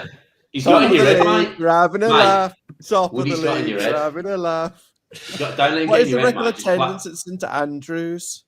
keep pounding the rock. Is it 59,000, 61,000, 64,000, or 66,000? I'll even tell you who it was against. Against Everton. Oh, the Bcfs. None of them. Can you even tell you who it was against? It was against Everton. He's top of the league as well. For a bonus point. And he's reading the questions out. I like that. And 3 of you got it right. Well done, Michael. Did you get it right, And the other Thomas? 2. Oh! You get told how many points behind Mate. Tommy I am. Mate, play the game. Don't. Well, go on. Go on, Woody. Look, boy. You can recover from this. Birmingham City's club badge and globe and ball was introduced in 1968, 1972, 1978, or 1981. You can tell what he's Club badge. Oh, I can His voice see it now. is Get into it. Who's Everton? Everton. Oh, what's that done to the scores? Okay, mate. Tommy's back, mate. Top 4. Champions League. Question 7. It's tense, isn't it? In the 2010-11 League Cup run, which Premier League side did Blues not face? Was it Manchester City, Aston Villa, West Ham United, or Brentford? Oh, that Brentford. That went into penalties, didn't it? I remember being at IKEA and listening on the radio. Kevin Phillips popped in. That's a fucking surprise, mate. Let's go away, lads. We're going to stop off for IKEA on the way. Yeah, something's ever changed. I can't believe you go to the away game and went to IKEA and bought a sideboard. I mean, what's all that? On the way to Huddersfield away, right? Sitting in the car with he goes, I'm just going to stop off at IKEA because I've got to get a fucking wardrobe and chest of drawers and Back of coat hangers. a car like this. Unbelievable. Go on, Woody. Oh, Woody. Question 8. The record away win in Birmingham City's history is 7-0, 8-0, 9-1, or 6-0. If it's not the Stoke one, then you're ancient if you know this. Susan's just laughing. I love it. Oh, no, I've gone wrong. Oh, I thought it was 9-1. 8-0. Go on, John. Dedication, that is, son. Isn't 9-1 technically the same as 8-0? Well, no. Mr. Rabbit Top of the League, get all comical. Yeah. Which That's Birmingham a cocky name, striker once scored 7 consecutive league matches in 2008? Was it Cameron Jerome, Gary O'Connor, James McFadden, or Kevin Phillips? Lord Bentner. Lord Bentner, yeah. Oh, Woody Fan Club. I went with my favourite player on there. Oh, Kevin Phillips, Super Kev. Super Kev, mate. Oh, Tommy's getting into the top 3 now. Question 10. Who scored the club's first Premier League goal in 2002? Was it Clinton Morrison, Stern John, Darren Pearce, or Jovan Karosky? I've got this wrong. I've put the bloody wrong answer. What a twat. Mate, that's what I mean. What a twat. Oh, the mighty will fall. So you're looking at the league table too early, mate. This is what happens. Oh, wow. Is that right? There you go. Jovan Karosky? That's not right. That's definitely wrong, mate. 100%. That's not right. Kieran, Jovan Karosky, Kieran, you're fucking it up for us all. I've had nothing to do with this quiz. All right. That's right. Oh, he's fucking retarded. You put him in charge of this quiz. Question a little bit 11. of blame comes on you. Who was Okay. Birmingham City's manager immediately before Steve Bruce took over in 2001? Was it Trevor Francis, Barry Fry, Jim Smith, or Terry Cooper? Who was Birmingham City's manager immediately before Steve Bruce took over in 2001? I was 3, so I ain't got a clue. Yep. Trevor Francis. Well done to the 7 of you. Well done. Oh, he's coming for you, Woody. He's right on your ass, boy. Tommy saw it about Was that delivery? It's not the chase, isn't it? He's right. You have been Not the caught. Which manager did Birmingham City achieve their now joint longest unbeaten run, 15 games in the 21st century? Which manager? Was it Lee Clark, Alex McLeish, Gary Rowett, or Steve Bruce? That's an easy Which one. manager did Birmingham City achieve their now joint longest unbeaten run, 15 games in the 21st century? What was- Oh, I think I've done wrong here as well. My tisms aren't working. Oh. I really do. I'd change my answer if I could. Is that when it was called the Unbeatens? Yeah. Yeah, that's not good. Oh. Hey, Tommy, I thought you were out of the game. Which mate. You're back in Birmingham there. players scored in both the League Cup and the Europa League in the same 2011-12 season? Was it Chris Burke, Nathan Redmond, Marlon King, or Wade Elliott? Tommy could take you now, these last two questions. Go on, son. I don't know this really though. Oh, I don't know. What's going on? I've got to put an You know what answer. it is? Yes! Nice. Yes! Oh, fuck off! No way! Get in there! Pick that out your net! Tommy, he's got you in, mate. He's got you on your head tonight. He's I got you on mate. strings. Mate, he's got you. Who was in charge when Down the rock, Birmingham man, reached the down UEFA Europa League in the group stage in 2011-12? That'll do. Easy. Chris Hughton, Alex McLeish, Lee Clark, or Gary Rowett? Who was in charge when Birmingham reached the UEFA Europa League group stage in the 2011-12 season? Oh. Sorry, Tommy. Woody's voice. And it's all gone quiet over there. I don't think Woody can be caught now, can I? Oh, there's another question. Okay. Jude Yeah. Bellingham made his Birmingham City's debut aged On Tommy, just press I'll have the to switch. Tommy 16 and 6 92, That's a tough 16 one. and 3 days, 16 and 38 days, or 16 years and 112 days. Ooh. That's hard. I was just gonna put 16, and I was like, fuck. Yeah. That's definitely red or yellow. And I went Yeah. red. Ah. So Here we go. the results are in. And in third place, Good Woodster. Tubbs. Loves it. second Second, place, Tommy. Tommy Kelsall. And One rolling roof. on to victory with 111 points. You're Woody the Fox. Woodster. Well done, Woodster. Right, that's me done. See you in a bit, lads. Well done for competing, all of you. Yeah. It's another win for you there, mate. The fucking corruption, eh? Mate, That was Fucking corruption. hell. Jovan Karofsky scored that first goal in the Premiership. yeah, no. He didn't. I think was it Stern John with a penalty at Everton. Well, the first That's home what- game. The first home home game game was was definitely Devlin. was Devlin and Yeah, and- against Leeds. Johnson as well for the second one. It. Well, I No, think I he played- asked Google, and it says Stern John scored Birmingham John City's penalty. first Premiership goal of the 2002. Yeah, I put Stern John as well. penalty. Yeah. yeah, penalty. Kieran, Yeah, you're off the Nebraska. list. Gotta blame Was it Joe, Kieran. man? Everyone got that question wrong. Kieran, you're fired. I wonder why. So, we've been on the live stream. It's great to be back. We've had an absolute blast out. You lads enjoyed it as well. And as always, thanks Brilliant, for man. coming on. Lads, I love it when you come on. Honestly, it means the world to me. All the comments we get, Appreciate it. all the phone calls we get. I do it for you, Blue Noses, nothing else. So, Josh, what's your message for the Blue Noses, son, that are watching? Give it time and keep right fucking on.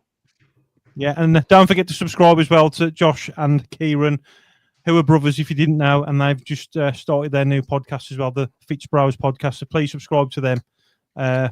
Woody, what's your message to the Blue Noses, son? Get down in Kahoot and get involved because we have a great blast. That's really put a smile on before I go to bed. And yeah, keep right on and number one. Tommy's fuming. That's 3 points. Tommy's Right, mate. Beginning of the table. And Beginning of Woody, the- Woody, Tommy's just quickly, hovering over that red button ready to go. just Yeah, quickly, but my Woody, fingers hovering over the leave button. give Glow, give Glow Creations a shout out as well, mate. What you do. So if you do want to follow Woody, click on Glow Creations, Woody. So yeah, so Glow Creations is helping coaches become speakers, become leaders, to really help them elevate their brand. We're actually launching next month. Glow Studios is where I've turned my plumbing and heating studio into a full-on branding. With a lot of you guys will be in this room here. A lot of people are going to be building up podcasts, but also it's your place to get branded photography, videography, podcasts. It's my passion and my purpose to be a creative and stop being a plumbing and heating engineer, even though a lot of boilers are going to be breaking down these next few months. So I have to juggle between the two. And my sponsor, Jay, well, you know, he helps me as much as I can, and I help him as much as I can. But everyone in this group here, we're all there for one another, and it's great to see so many blue noses helping and bringing the community together. So where can they find Glow Creations, mate? Instagram, Facebook. Yeah. So basically, go on glowcreations.io or glowstudios.io. Link is in the link. By the way. Yeah, it's some special times coming ahead, to be fair, and it's as I said before, it's helping blue noses together, but also, like, if you want to elevate your public speaking, whether you want a corporate job, whether you've got an interview, an important interview, it's a great place, a safe space where we can film and record you, I can listen to your answers, but it does much more than that. And yeah, it's going to be coming to a cinema near you. Love it, mate. And well, thanks, Tommy. Tommy's just started up his own YouTube channel as well, so please get him to his first 1,000 subscribers as well. Tommy Kelsall, pretty easy to find on YouTube. And Tommy, what's your message to the Blue Noses, mate? And anything else you want to add to it? Message to the Blue Nose. Free Tommy Kelsall from the absolute corrupt quiz that was then. We need to fight against injustice. No more corrupt quizzes. And we're going to put a lawsuit in for Woody's Glow Creations and get that. No, I'm joking. Absolutely. No, I'm not joking, man. A joke's a serious thing. I think we should do it. Yeah. Well, so he gets typing away to his lawyers there. I'd just like to shout out my own channel. I'm multitask, man. I have to read it all out. He won the quiz by reading out the answers. Well. Yeah. He was, mate. They call me the octopus. No, they don't. Taking a piece of no, they don't. No one's ever called you that. Multitasking, yeah, just looking through the answers. Yeah. All right, there we go. Yeah, be sure to come subscribe to my new channel. I've got a couple of videos that I'm doing up over the remainder of the international break and everything. So come subscribe, Tommy Kelsall. You can find me on that and every other bits of my socials as well. And yeah, keep right on. Good times are ahead, man. Rich isn't on social media, but if you do see him at the Blues Ground, he loves an espresso. So get him an espresso. And Rich, what's your message to his son? The message to the Blue Noses is it's espresso, not espresso. That's the first thing. Oh, yeah. Second is just what I say every week. Only had 4 beers, mate. Mate, 4 beers, mate. You're calling espresso, mate. Well, I don't know what's going on. We just got to keep the faith, haven't we, and keep behind Davis. You know, we had a talk about it earlier and stuff, and I know everyone's got an opinion on it and whatnot, and most people on here understand that, you know, he's doing a fantastic job, but he's still green, isn't he? And he's still learning, and I think we need to give him that opportunity. No criticism really for me until way after Christmas, but I just don't see. I don't know if I can criticise a bloke. To be fair, I could be not happy with some of the performances that get kind of played out there. But when it's individual mistakes, I think we need to look at the players rather than blaming the manager all the time.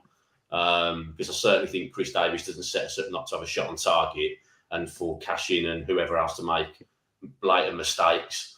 So I think they'll sort that out and get it sorted and finished. And message is just, keep the faith and keep following all these guys on here with their channels because it's fantastic content. I absolutely love it.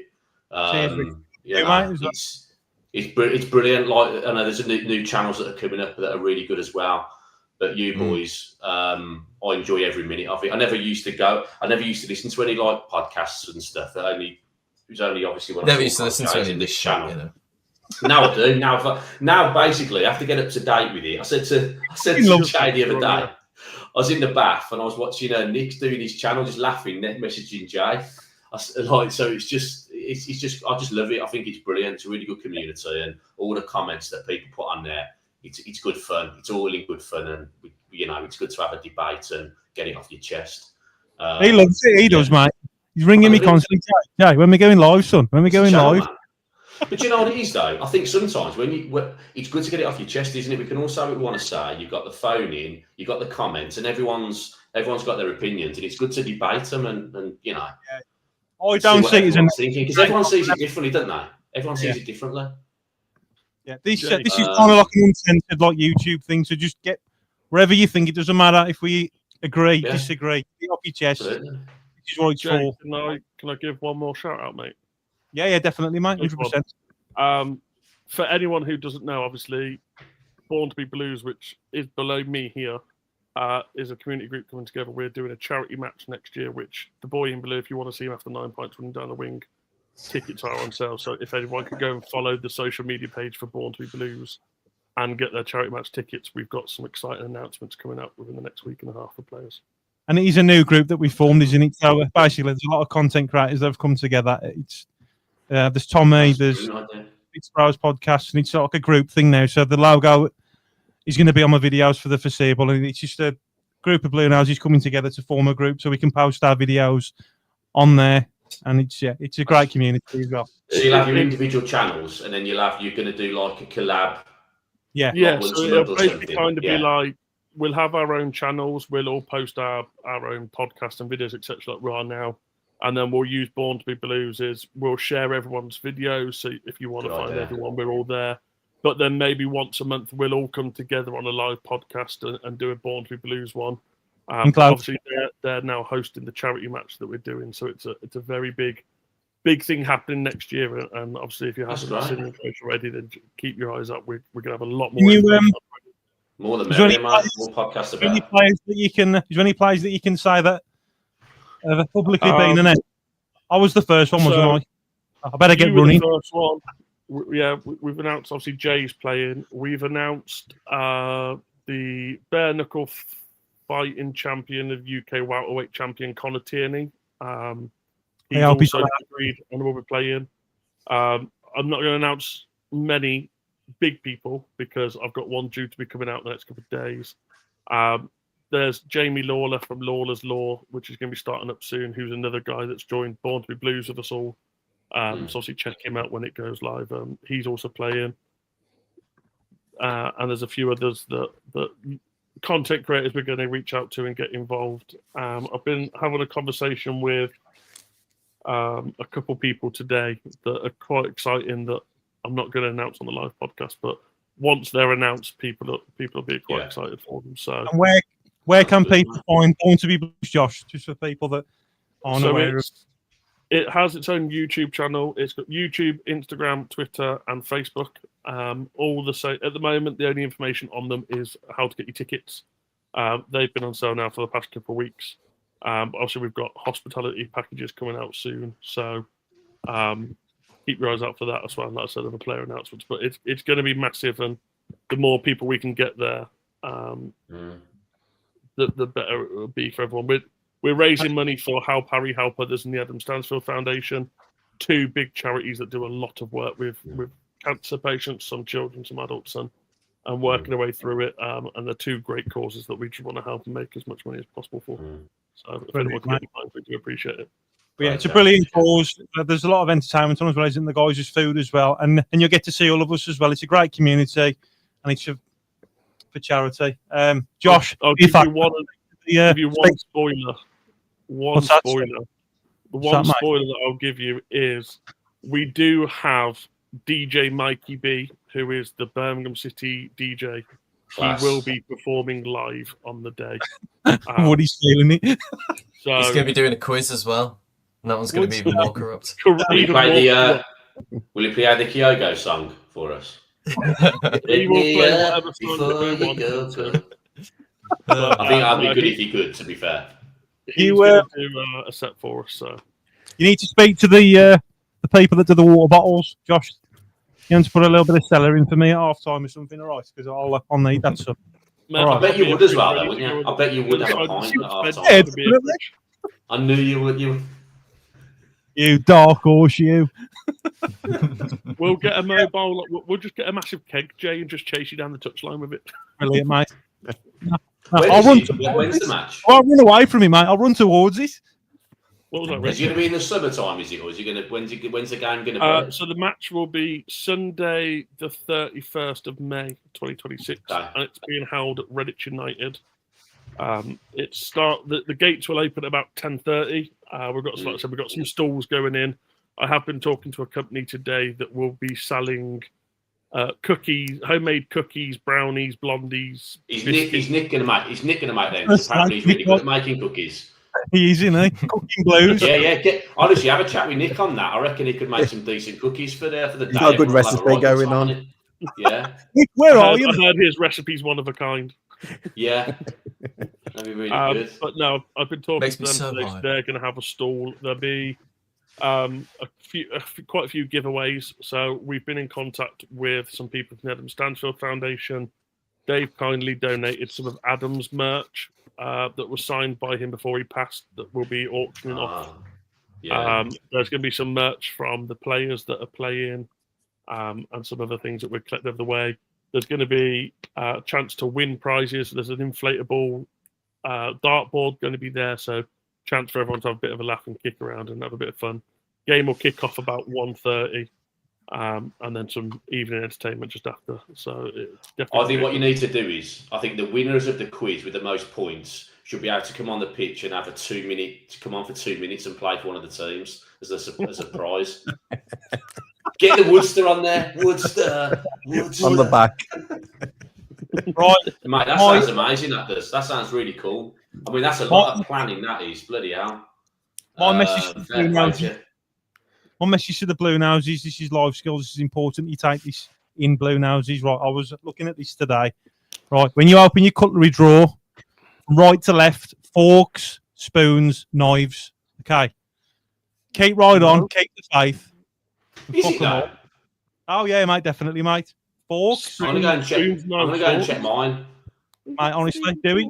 Look. Oh, look, okay. On the teaspoons, then spoons, knife and fork. That is kind of left to right. Apparently, I've got spoons, fork, knives. Knives and forks. It's got to go in that way. Knives and forks, and you add the spoons after on the right. What about cheese? You know, cheese knives and stuff like that. Or did they? Do they have their own like compartments, or do they go in with the normal knives? How does that work? They're just in the pot at the end. The pot at the end. Honestly, it's been a belter tonight, lads, and I haven't done a live stream for ages. I have been poorly. All the Blue Noses that have stuck by me while I've been ill, honestly, means a lot to me. I'll do this as a hobby, and the more people we get on the Blue Noses, the better, because it shows the footballing community what us Blue Noses are all about. All the comments we get, I love you all the subscriptions, the phone calls as well.